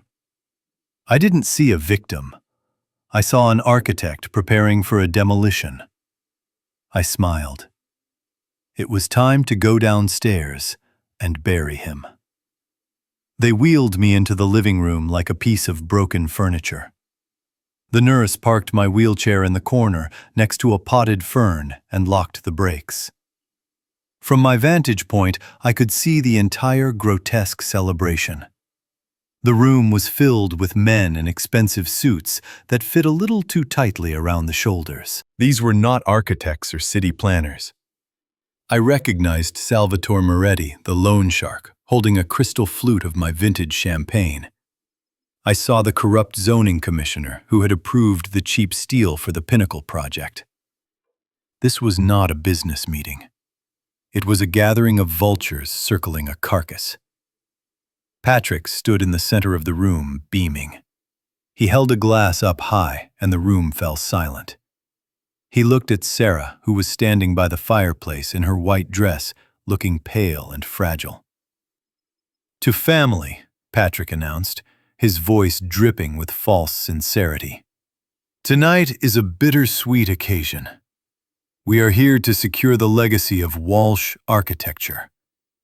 As many of you know, my father-in-law Bernie has suffered a tragic decline." He gestured toward me. Every head in the room turned. I felt their eyes crawling over my paralyzed body. I forced my jaw to hang slack. I stared blankly at a stain on the rug. Inside, I was screaming. I was memorizing their faces. I was cataloging every accomplice who was raising a glass to my destruction. Patrick walked over to me. He placed a heavy hand on my shoulder. Poor Bernie, he sighed loud enough for the back of the room to hear. He built this company from nothing. It breaks my heart to see him like this, unable to speak, unable to protect what he created. That is why Sarah and I are stepping up. We are taking the burden off his shoulders. He signaled to the notary, a nervous little man who was sweating profusely. Bring the papers here. I want Bernie to be part of this.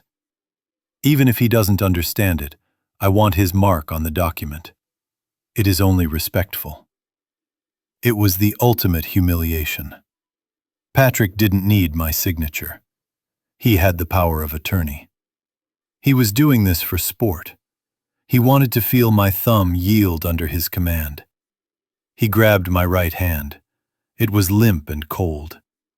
He pressed my thumb onto an ink pad. The wet coldness of the ink was a shock, but I didn't flinch. Then he dragged my hand over the legal document. "Press hard," Patrick whispered in my ear, his breath smelling of triumph. He forced my thumb down onto the paper, leaving a jagged black smear next to the line labeled "Transfer of Assets." He wiped my hand with a handkerchief and tossed it into the trash like a dirty rag. There he announced, to the applause of the gangsters, "It is done. The torch is passed." He walked back to the center table and picked up his gold fountain pen. "Now, Sarah, honey, it is your turn. Come sign the papers, and let's make this official." I sat there, with ink on my thumb and murder in my heart. Patrick thought the black smudge on the paper was a sign of his victory. He didn't know it was the starting gun. I watched Sarah walk slowly toward the table. She looked at me. Her eyes were not vacant anymore. They were sharp. She wasn't walking to her execution. She was walking to his. Patrick was laughing a low, guttural sound of pure arrogance as he tried to wipe the ink from my thumb with a silk handkerchief. "Good job, old man," he said, patronizing me like a toddler who had just learned to tie his shoes. "You have done your part. Now sit back and watch the future happen." He started to pull his hand away, to turn toward the crowd and accept their applause. He expected my hand to fall limp back onto the armrest, just as it had done in the hospital. He expected dead weight. Instead, he found a vice. As he tried to retract his arm, I clamped my fingers around his wrist. I did not squeeze like a sick old man.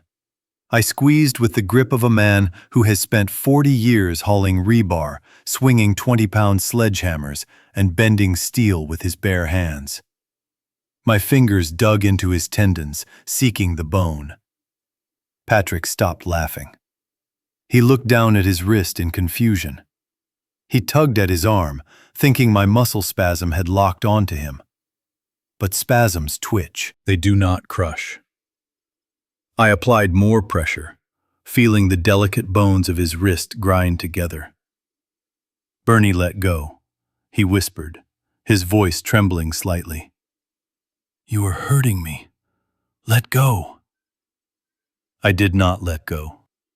I tightened my grip until his skin turned white and his expensive watch band dug into his flesh. The champagne glass in his other hand fell to the floor and shattered. The sound cut through the room like a guillotine blade. The chatter of the investors died instantly. The music stopped. Every pair of eyes in the room locked onto the wheelchair in the corner. Then I did the impossible. I planted my feet on the hardwood floor. I ignored the screaming pain in my bad ankle. I engaged my core the same way I did when I lifted heavy beams. I used Patrick's trapped arm as a lever, and I pulled myself up. A collective gasp swept through the room. It was the sound of ghosts seeing the dead rise. Patrick's eyes bulged. He tried to back away, but he was tethered to me by my iron grip. He watched in horror as the paralyzed stroke victim, the vegetable, the piece of broken furniture, slowly unfolded to his full height of 6 feet 2 inches. I towered over him. I saw the blood drain from his face, leaving him pale as a sheet. I saw the realization hit him like a freight train. The stroke, the paralysis, the silence. It was all a lie. He had not been confessing to a dying man. He had been confessing to the executioner. I released his wrist with a violent shove, sending him stumbling back against the table. He gripped his bruised arm, looking at me with pure terror. But how he stammered. "The doctor said you were brain dead." I took a step forward, kicking the wheelchair away. It rolled backward and crashed into the wall. I straightened my tie. I looked at the room full of vultures and thieves, and then I locked my gaze on the man who had tried to bury me. My voice was not weak. It did not slur. It boomed with the authority of a site foreman clearing a hazardous zone. "You made a critical error in your calculations, Patrick," I said, my voice echoing off the vaulted ceiling. "You looked at the cracks in the paint and thought the structure was weak. But you forgot who built this house.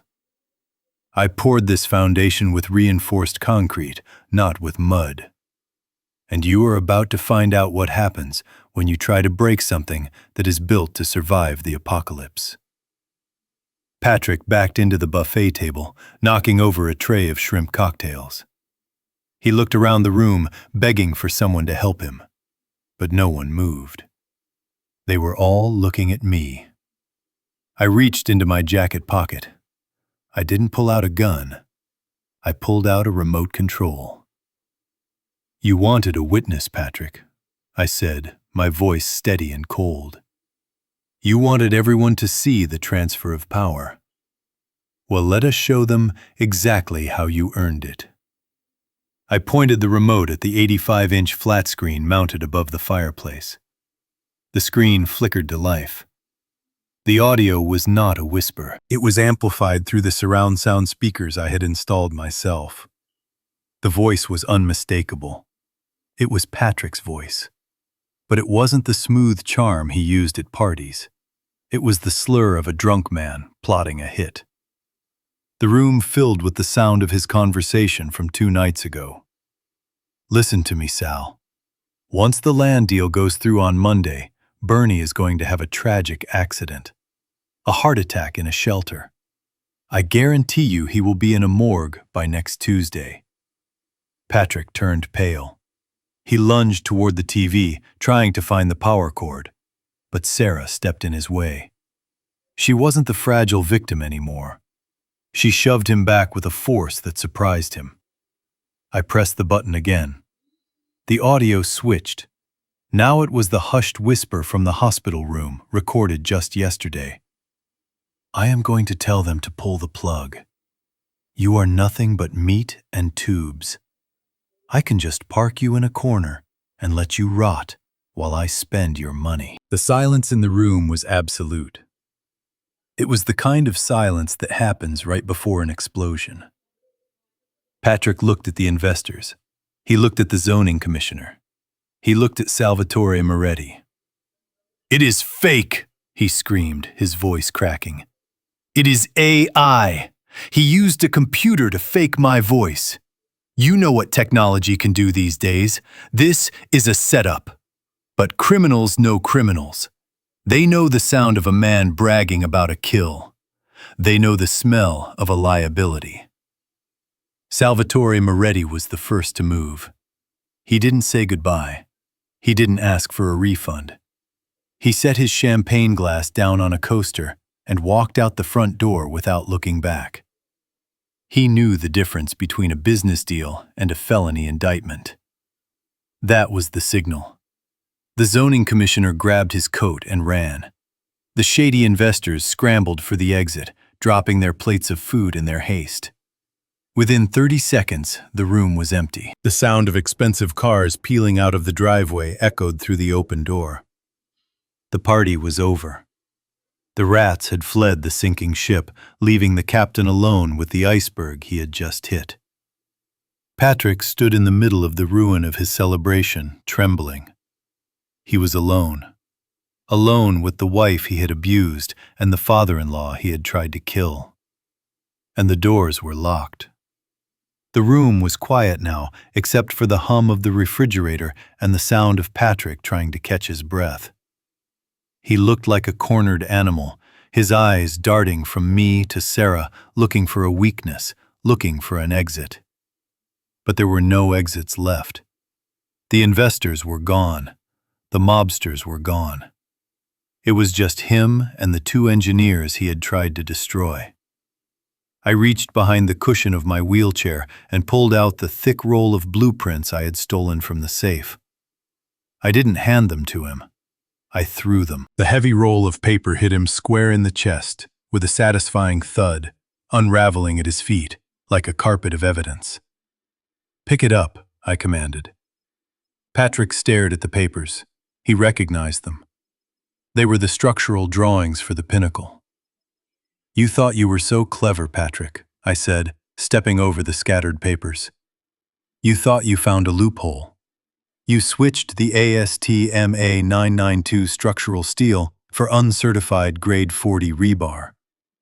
You saved $2 million. You thought that money was profit." I kicked the papers toward him. "That is not profit. That is a death sentence.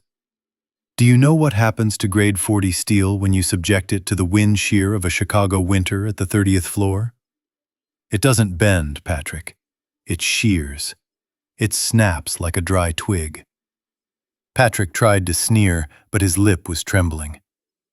"It is a building code technicality," he stammered. "The safety margins are exaggerated. I was just value engineering the project." Value engineering. I roared my voice, shaking the crystal in the cabinet. "You were building a tomb. If Sarah had signed off on those plans like you tried to force her to do, she would be responsible for the death of 300 people when that tower collapsed. You were going to frame your own wife for mass manslaughter, while you sat on a beach counting your blood money." He opened his mouth to argue, to spin another lie, but the shrill sound of his cell phone cut through the air. It was vibrating violently on the table where he had left it. The screen lit up. It wasn't a blocked number. It was the City of Chicago Department of Buildings. Patrick stared at the phone as if it were a bomb. "Answer it," I said. "I think they have some news for you." He reached for the phone with a shaking hand. He put it to his ear. I didn't need to hear the voice on the other end to know what was being said. I watched the blood drain from his face until he looked like a ghost. I watched his knees buckle. The phone slipped from his fingers and clattered onto the hardwood floor. "They red-tagged it," he whispered, his voice barely audible. "They found the bad steel. They just issued a stop work order. The site is seized." I smiled. I had sent the anonymous tip to the city inspector, along with the sample of the scrap metal 2 hours ago. The pinnacle was dead. And with it went Patrick's fortune, his reputation, and his freedom. He wasn't just broke, he was criminally liable. The walls were finally closing in, and this time he couldn't talk his way out. Patrick looked at the phone lying on the floor like it was a venomous snake. Then he looked at me and realized he could not intimidate a man who had just risen from the dead. So he turned his desperate eyes to the person he had spent 3 years breaking down. He turned to Sarah. He scrambled toward her, his hands shaking, reaching out to grab her waist. He put on that face again, the face of the misunderstood hero, the face he used to borrow money and apologize for staying out all night. "Sarah, baby, listen to me," he pleaded, his voice cracking. "Your dad has lost his mind. He sabotaged the project. He is trying to ruin us. But we can fix this. We can fly to the Caymans tonight. I have money stashed there. We can start over. Just you and me against the world, right? Like we always promised." He tried to touch her. He tried to pull her into his arms, to use his physical presence to silence her, just like he had done 1,000 times before. But Sarah did not flinch. She did not step back. She stepped forward. She raised her hand and slapped his chest. It was not a violent blow. It was a stop sign. She looked down at him with eyes that were no longer foggy with drugs or tears. They were clear. They were cold. They were exactly like mine. "There is no us, Patrick," she said, her voice deadly calm. "There never was. There was just you and the bank account you married." She reached into the pocket of her white dress. She didn't pull out a tissue to dry her eyes. She pulled out a thick manila envelope. She slapped it against his chest, hard enough to make him stumble back. "You wanted me to sign papers today," she said. "You were so eager to make everything legal. So I prepared some documents of my own."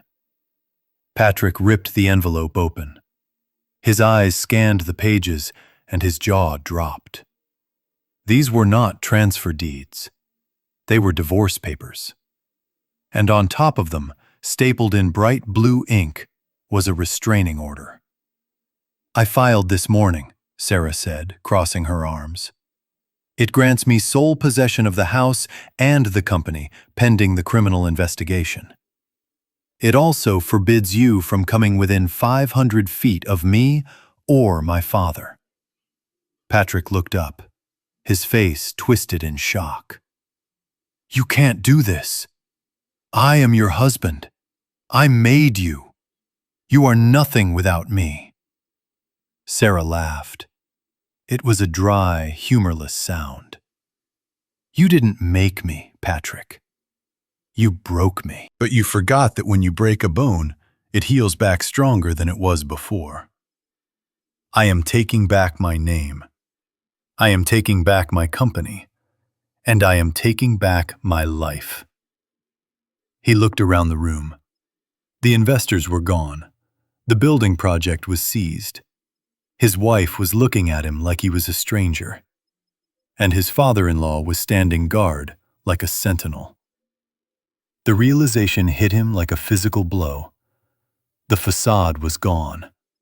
The money was gone. The power was gone. He was not the king of Chicago. He was just a con artist in a borrowed suit standing in a house that didn't belong to him. He slumped his shoulders, and for the first time since I met him, the arrogance finally died in his eyes. He was empty. A cornered rat does not ask for mercy. It bites. I watched the realization of total defeat wash over Patrick. He looked at the empty room, the divorce papers on the floor, and the seizure notice on his phone. His American dream was burning down around him, and he had no water left to put out the fire. So he decided to burn us with him. His eyes changed.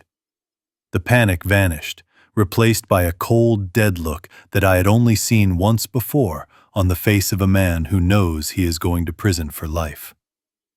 He stopped trembling. His posture stiffened. "You think you won?" he whispered, his voice low and dangerous. "You think you can just take everything back and kick me to the curb like garbage? You forgot one thing, Bernie. I never leave a negotiation without leverage." He moved with a terrifying speed.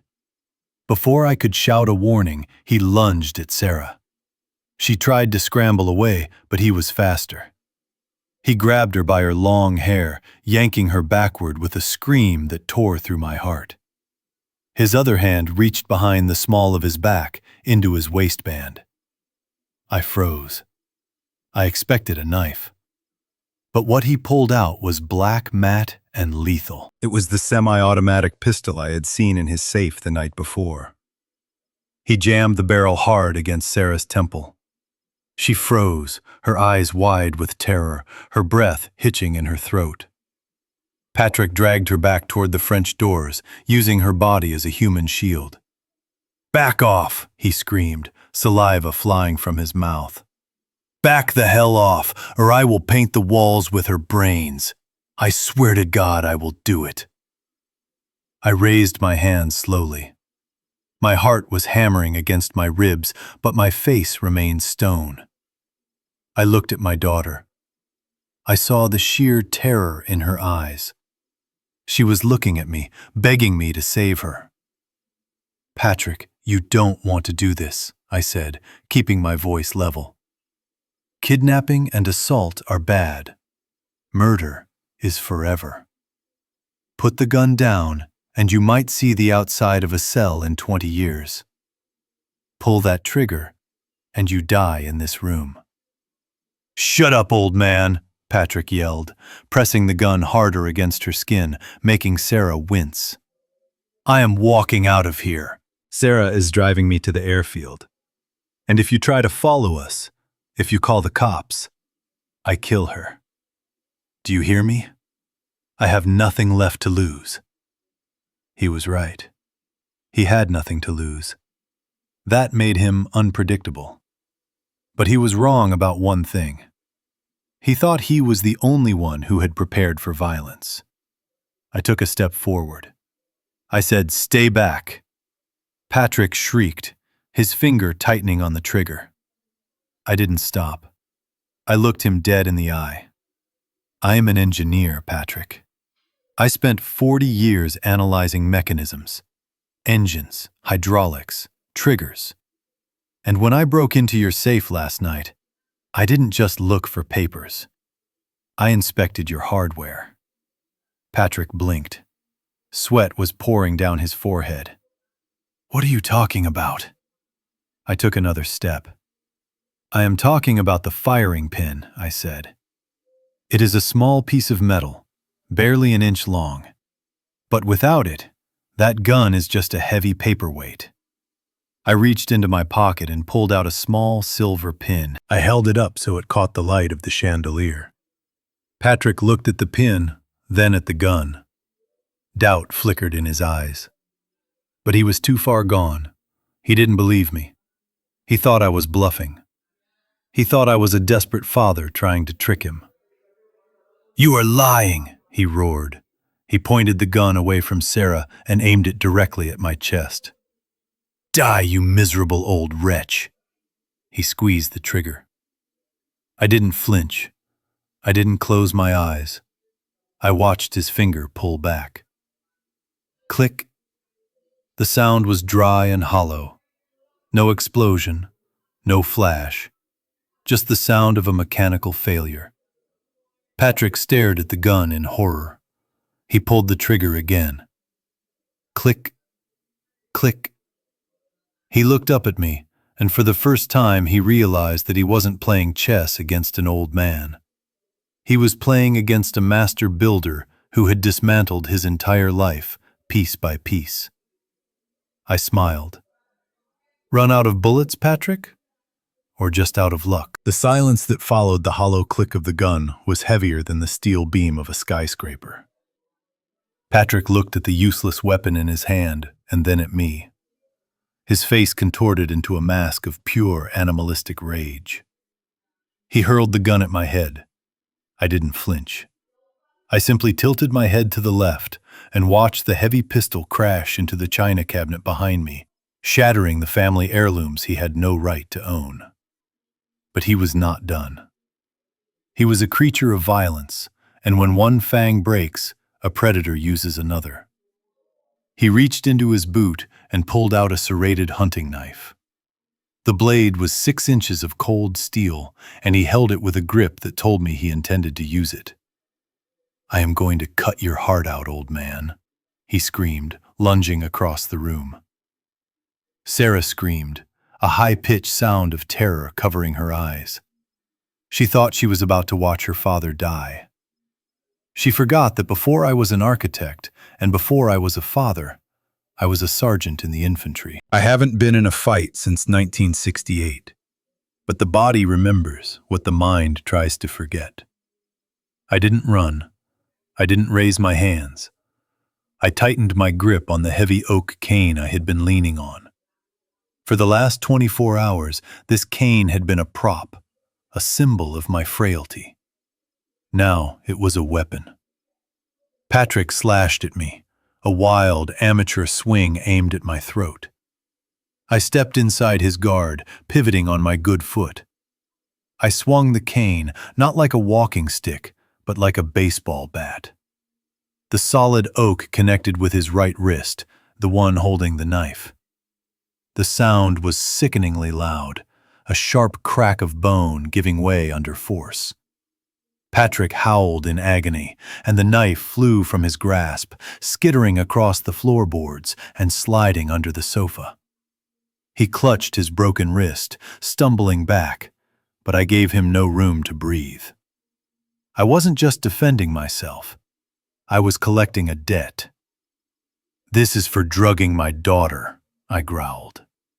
I brought the cane down hard across his shin. He buckled, screaming as his leg gave out. "This is for the cheap steel!" I shouted, striking him in the ribs. I felt the vibration of the impact travel up my arm, satisfying and brutal. Patrick tried to crawl away, trying to scramble toward the door, but he was broken. He was sobbing now, begging for mercy, pleading with the man he had called a vegetable just hours ago. "Please, Bernie, stop," he cried, curling into a ball. "I am sorry. I will leave. Just let me go." I didn't stop. I hooked the handle of the cane around his neck and jerked him backward. He lost his balance completely and crashed to the floor. He landed hard on his back, his head bouncing off the hardwood with a hollow thud. I stood over him, breathing hard, my chest heaving, but my hands steady. I looked down at him, lying in a heap of expensive clothes and broken pride. I realized he had landed on the exact same spot where he had thrown my suitcase just 2 nights ago. The exact spot where he had told me I was evicted. I pressed the brass tip of the cane into the center of his chest, pinning him to the floor like an insect. "You are not going anywhere, Patrick," I said, my voice low and dangerous. "You wanted to be the master of this house? Well, now you are part of the floorboards. Stay down."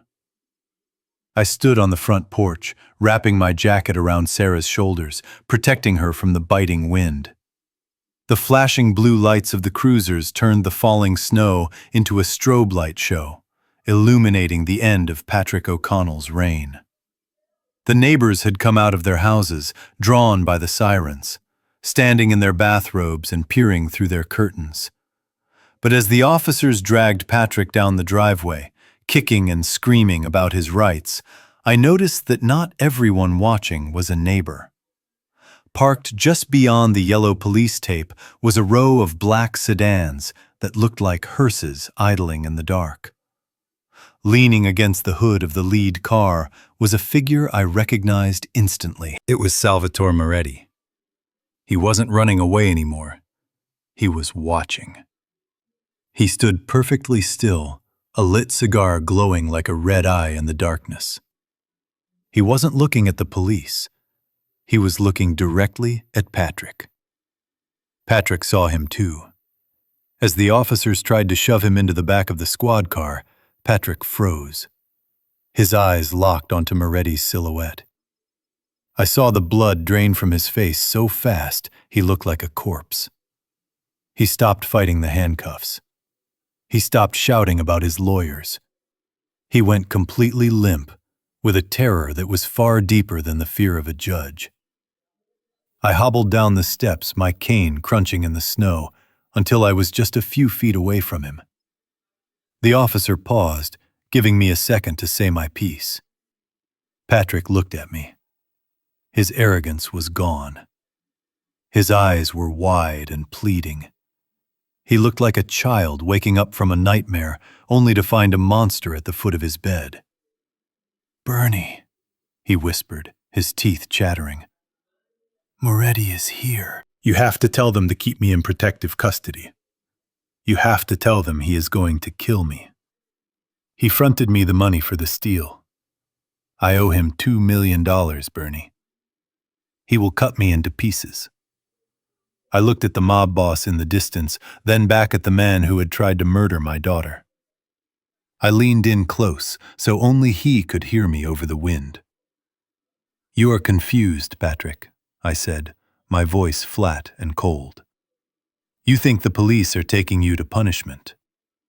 Look at that man over there. Look at his eyes." Patrick turned his head, trembling. Moretti took a slow drag of his cigar and made a slicing motion across his throat. It was subtle. It was silent. It was a promise. I gripped Patrick's shoulder one last time. "You better pray the judge denies your bail," I said. "You better pray they lock you in the deepest, darkest hole in Stateville prison and throw away the key. Because those walls are not there to keep you in. They are the only thing keeping him out. That squad car is the safest place you are ever going to be again." Patrick stared at me, and the reality crashed down on him. He wasn't going to a country club prison. He was walking into a war zone where he owed money to the wrong people. The officer pushed his head down to guide him into the car. "No," Patrick screamed. It was a primal sound, a shriek of pure despair that echoed off the frozen trees. "Don't let them take me! Please, Bernie!" "Pay the debt. I will do anything. Don't let them take me!" He slammed his body against the cage of the police car, thrashing like a wild animal caught in a trap. He wasn't screaming because he lost his freedom. He was screaming because he knew his time was up. I watched the officer slam the door, shutting off his wails. As the car pulled away, sliding slightly on the ice, I saw Moretti get back into his black sedan and follow the cruiser. The hunt was on, and I was finally just a spectator. The silence that settled over the living room after the sirens faded was heavy, but it was a clean silence. It was the feeling of a job site after the demolition crew has finished and the dust has finally settled. The air felt lighter. I stood by the fireplace watching my daughter Sarah. She was sitting on the sofa holding a cup of hot tea, her hands finally steady. She wasn't crying. She was looking around the room as if seeing it for the first time in years. Jerome Banks sat across from us, his briefcase open on the coffee table. He wasn't celebrating. He was working. He was the cleanup crew. He tapped a stack of documents with his gold pen and looked at us with a grim satisfaction. "I just got off the phone with the district attorney," Jerome said, his voice calm and precise. "They are not waiting for the morning. They have already executed a freeze on every single asset attached to Patrick's name." Sarah looked up. "What does that mean, Jerome?" "It means he is destitute," Jerome answered. "The Porsche in the driveway is state property now. The condo he bought downtown for his private meetings is seized. And those Cayman Island accounts he bragged about?" Jerome chuckled, a dry sound. He wasn't as smart as he thought. "He used the company Wi-Fi to make the transfers. We traced the IP address. The feds have already flagged the accounts. He can't buy a candy bar, let alone a defense attorney. He is completely, entirely bankrupt." It was a staggering thought. A man who had walked around this house like a king just an hour ago was now poorer than the beggars he used to mock. He had traded his soul for gold, and now the gold had turned to dust. But the night had one more surprise left. Jerome's phone buzzed on the table. He picked it up, listened for a moment, and then a small, tight smile appeared on his face. "You might want to turn on the news channel," he said, pointing to the television. I picked up the remote and clicked the screen back to life. A breaking news banner flashed across the bottom. The camera was focused on the entrance of the Walsh Architecture offices downtown. I saw a woman being led out in handcuffs. I recognized her immediately. It was the young executive assistant, the one with the diamond bracelet Patrick had bought with my money, the one whose birthday was the code to my safe. She didn't look smug anymore. She was weeping, shielding her face from the cameras with her designer handbag. The reporter's voice cut through the room. "Police have just arrested Elena Vance, the chief financial officer of Walsh Architecture, on charges of conspiracy to commit embezzlement and fraud. Documents recovered from her apartment link her directly to the falsified safety reports and the illegal fund transfers orchestrated by Patrick O'Connell." Sarah watched the screen, her face unreadable. She wasn't jealous. She was relieved. She knew about the bad steal, Sarah whispered. She knew everything. She helped him cook the books while I was drugged in a hospital bed. Jerome nodded. She thought she was going to run away with him. She thought she was the queen to his king. Instead, she is going to be his cellmate in the indictment. They will turn on each other before the sun comes up. She will trade her testimony for a lighter sentence, and she will bury him to save herself. I looked at the screen watching the police car drive away, with the last remnant of Patrick's corruption. The house was finally empty of his ghosts. His money was gone. His lover was in chains. His reputation was destroyed. I looked at Sarah, and for the first time in a long time, I saw the daughter I raised, not the victim she had become. The parasite had been removed. Now the healing could begin. The red taillights of the police cruiser faded into the swirling snow like dying embers. I watched them until they disappeared around the bend of the long driveway, taking the monster with them. For a long time, neither of us moved. We stood on the porch, the cold wind whipping around us, but I did not feel the chill. I felt a heat radiating from my chest, the kind of heat that comes after a fever breaks. The silence that followed was heavy and profound. The sirens were gone. The screaming was gone. The lies were gone. Sarah shivered next to me. It was not from the cold, but from the shock of the adrenaline leaving her body. She looked fragile, standing there in her white dress, which was now stained with wine and wrinkled from the struggle. I took off my heavy tweed jacket and draped it over her shoulders. She pulled it tight around herself, burying her face in the rough fabric that smelled of pipe tobacco and sawdust. It was the smell of her childhood. It was the smell of safety. We turned and walked back inside the house. The grand living room, which just an hour ago had been filled with music and laughter and deceit, was now a graveyard of Patrick's ambition. I looked at the wreckage. The crystal champagne flutes lay shattered on the hardwood floor, sparkling like diamonds in the dim light. The expensive hors d'oeuvres were trampled into the rug. The chair I had sat in pretending to be a vegetable was overturned in the corner. It looked like a battlefield, and in many ways it was. This was where we had fought for our lives. I picked up the heavy oak cane from the floor. I didn't need it to walk anymore. My ankle throbbed with a dull ache, but it was a good pain. It was a reminder that I was alive. I was standing on my own 2 feet in the house I had designed. I walked over to the front door. The hinges creaked as I pushed it shut. I threw the heavy brass bolt. The click echoed through the empty hallway. It was a final, decisive sound.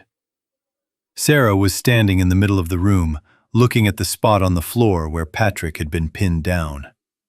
She looked at the divorce papers still scattered on the rug. She looked at the empty space on the wall where his portrait used to hang, which I had torn down days ago. "Is he really gone, Dad?" she whispered. Her voice was small.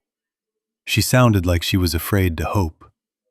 She sounded like she expected him to walk out of the shadows and tell us this was all just another one of his cruel games.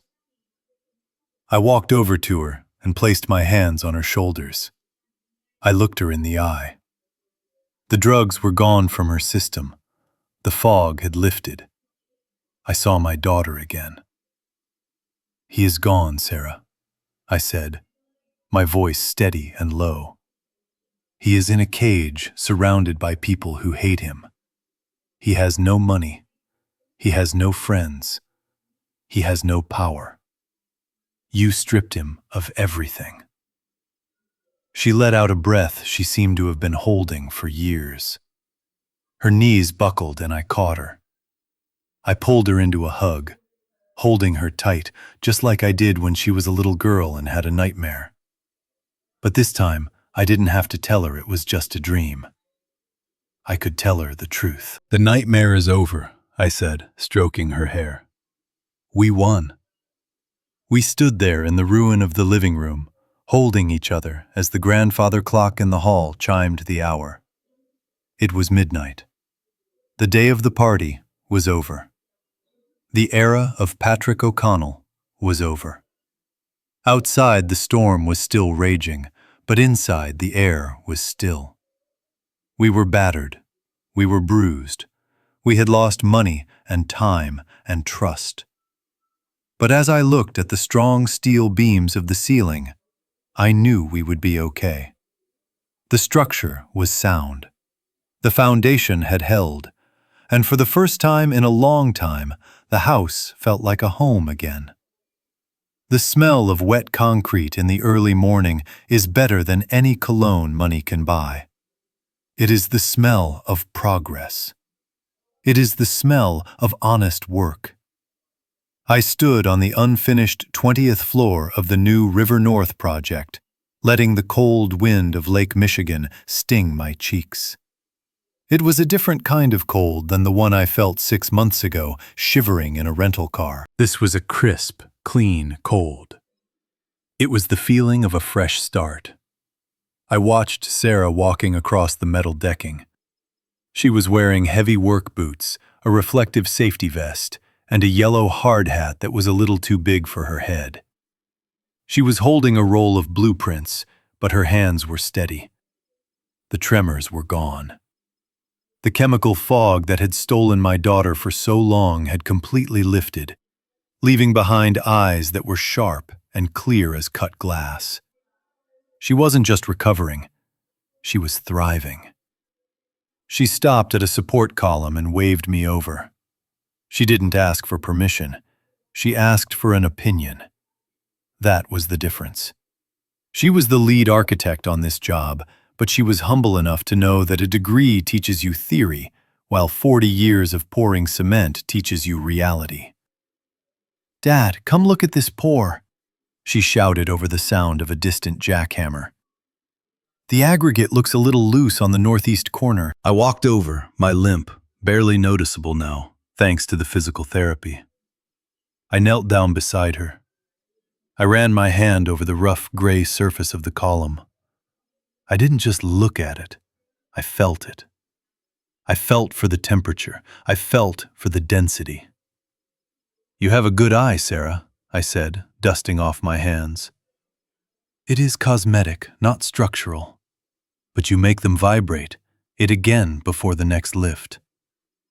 We don't accept good enough. We only accept perfect." She nodded, making a note on her clipboard. She was tough. The crew respected her. They didn't see a rich girl. They saw a woman who climbed the scaffolding and checked the rebar ties herself. They knew what she had survived. The story of how she took down Patrick O'Connell had become a legend in the Chicago construction world. She wasn't just an architect anymore. She was iron. We walked to the edge of the building where the safety railing looked out over the city. The sun was just starting to crest over the horizon, painting the skyline in shades of gold and fire. Below us, the city was waking up. The trains were running. The traffic was moving. Life was going on. Sarah took off her safety glasses and looked at me. She didn't say thank you. We had moved past the need for words. We communicated in the language of load-bearing walls and tensile strength. She knew that I had saved her life, and I knew that she had saved my legacy. "You were right, Dad," she said softly, looking at the steel skeleton of the skyscraper rising next to us. "You can't build anything real on a lie. It always collapses eventually." I put my arm around her shoulder. The heavy canvas of our work jackets brushed together. "But when you build it right," I answered, pointing at the rising sun. "When you use the right materials, and you pour the foundation with love and truth, it can weather any storm. It can stand forever." We stood there, 2 generations of builders, watching the light flood the city we loved. We were bruised and we were older, but we were standing. We were the structure that didn't break. And as the sun hit our yellow hard hats, turning them into glowing halos, I realized that this was the best building I had ever built. Not the tower of steel and glass behind us, but the strong, resilient woman standing next to me. We were ready for the next shift. I am sitting in my favorite leather armchair by the fireplace, listening to the house settle for the night. You know, old houses talk. The floorboards breathe, and the joists contract as the temperature drops. Most people hear these creaks and groans, and they get scared. They think of ghosts or intruders. But me, I hear music. I hear the sound of materials doing exactly what they were designed to do. They are carrying the load. They are shifting under pressure without breaking.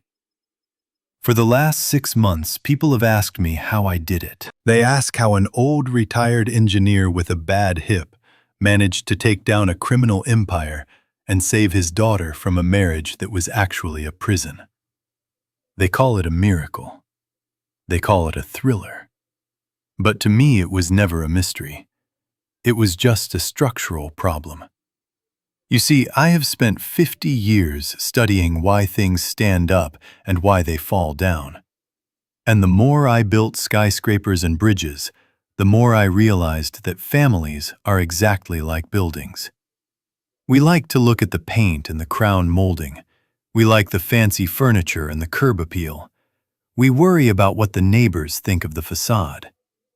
But none of that matters if the footing is sitting on sand. When Patrick came into our lives, he was a shiny new coat of paint. He covered up the rough spots.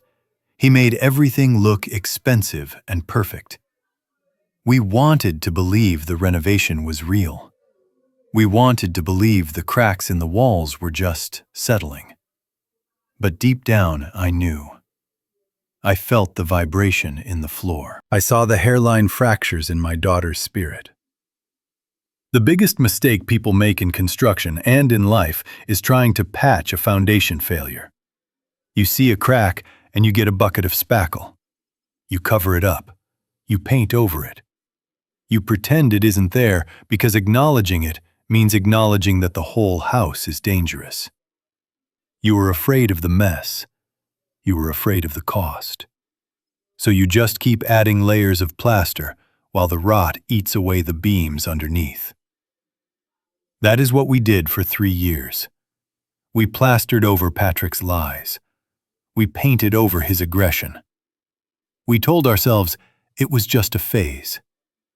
But you cannot negotiate with gravity, and you cannot negotiate with the truth. Eventually, the roof comes down. What I had to do, what we had to do, was not a renovation. It was a demolition. And let me tell you, demolition is violent. It is loud. It is messy. It hurts to take a sledgehammer to the walls you used to call home. It hurts to rip up the floorboards and expose the dirt underneath. When I watched my daughter sign those divorce papers, when I watched the police drag Patrick away, it felt like the world was collapsing. But here is the secret that every builder knows. Destruction is not the end. It is the first step of creation. You cannot build a castle on a swamp. You have to drain the water. You have to dig out the muck until you hit solid bedrock. And sometimes that means you have to stand in the mud with nothing but a shovel and your bare hands. Now the dust has finally settled. The debris has been hauled away. The bad steel has been scrapped. And look at what is standing in its place. Sarah is not the same girl she was a year ago. She is stronger. She is reinforced concrete. Our relationship is not based on polite silences anymore. It is bolted together with the iron rivets of shared trauma and survival. We built this new life brick by brick. We poured the foundation with truth. We framed the walls with courage. And we roofed it with love. If you are listening to me right now, I want you to look at your own house. I don't mean the one with the mortgage. I mean the one in your heart. I mean your family, your relationships. Look at the walls. Are there cracks you are ignoring? Is there a rot you are painting over because you are afraid of what you might find? Don't be afraid to grab the sledgehammer. Don't be afraid to tear it down. Because a house built on lies will always kill you in the end. But a house built on truth can weather any storm the world throws at it. It is never too late to break ground on a new life. It is never too late to build something that will stand forever. Thank you for walking through this blueprint with me. Thank you for standing in the cold with us while we fought for our home. It has been a long, hard job, but the inspection is finally over, and we passed. If you want to see what we build next, or if you want to hear more stories from an old engineer who has seen it all, please make sure you subscribe to this channel. Join our crew. We have a lot more foundations to pour, and a lot more stories to tell. Until then, keep your hard hat on, check your structural integrity, and remember that the strongest buildings are the ones with nothing to hide. Stay safe, and I will see you on the next job site. The true lesson here is that the most dangerous threats often hide behind a charming smile and a fresh coat of paint. We learned the hard way that you cannot cut corners on trust or ignore the cracks in your relationships just to keep the peace. Ignoring a problem doesn't fix the foundation. It only guarantees the collapse. But we also learned that rock bottom is not the end. It is simply the solid ground where you start rebuilding. No matter how broken you feel, remember that resilience is the steel inside you that never snaps. If you found strength in our journey, hit that subscribe button and turn on notifications so you never miss a story. Let's build something great together.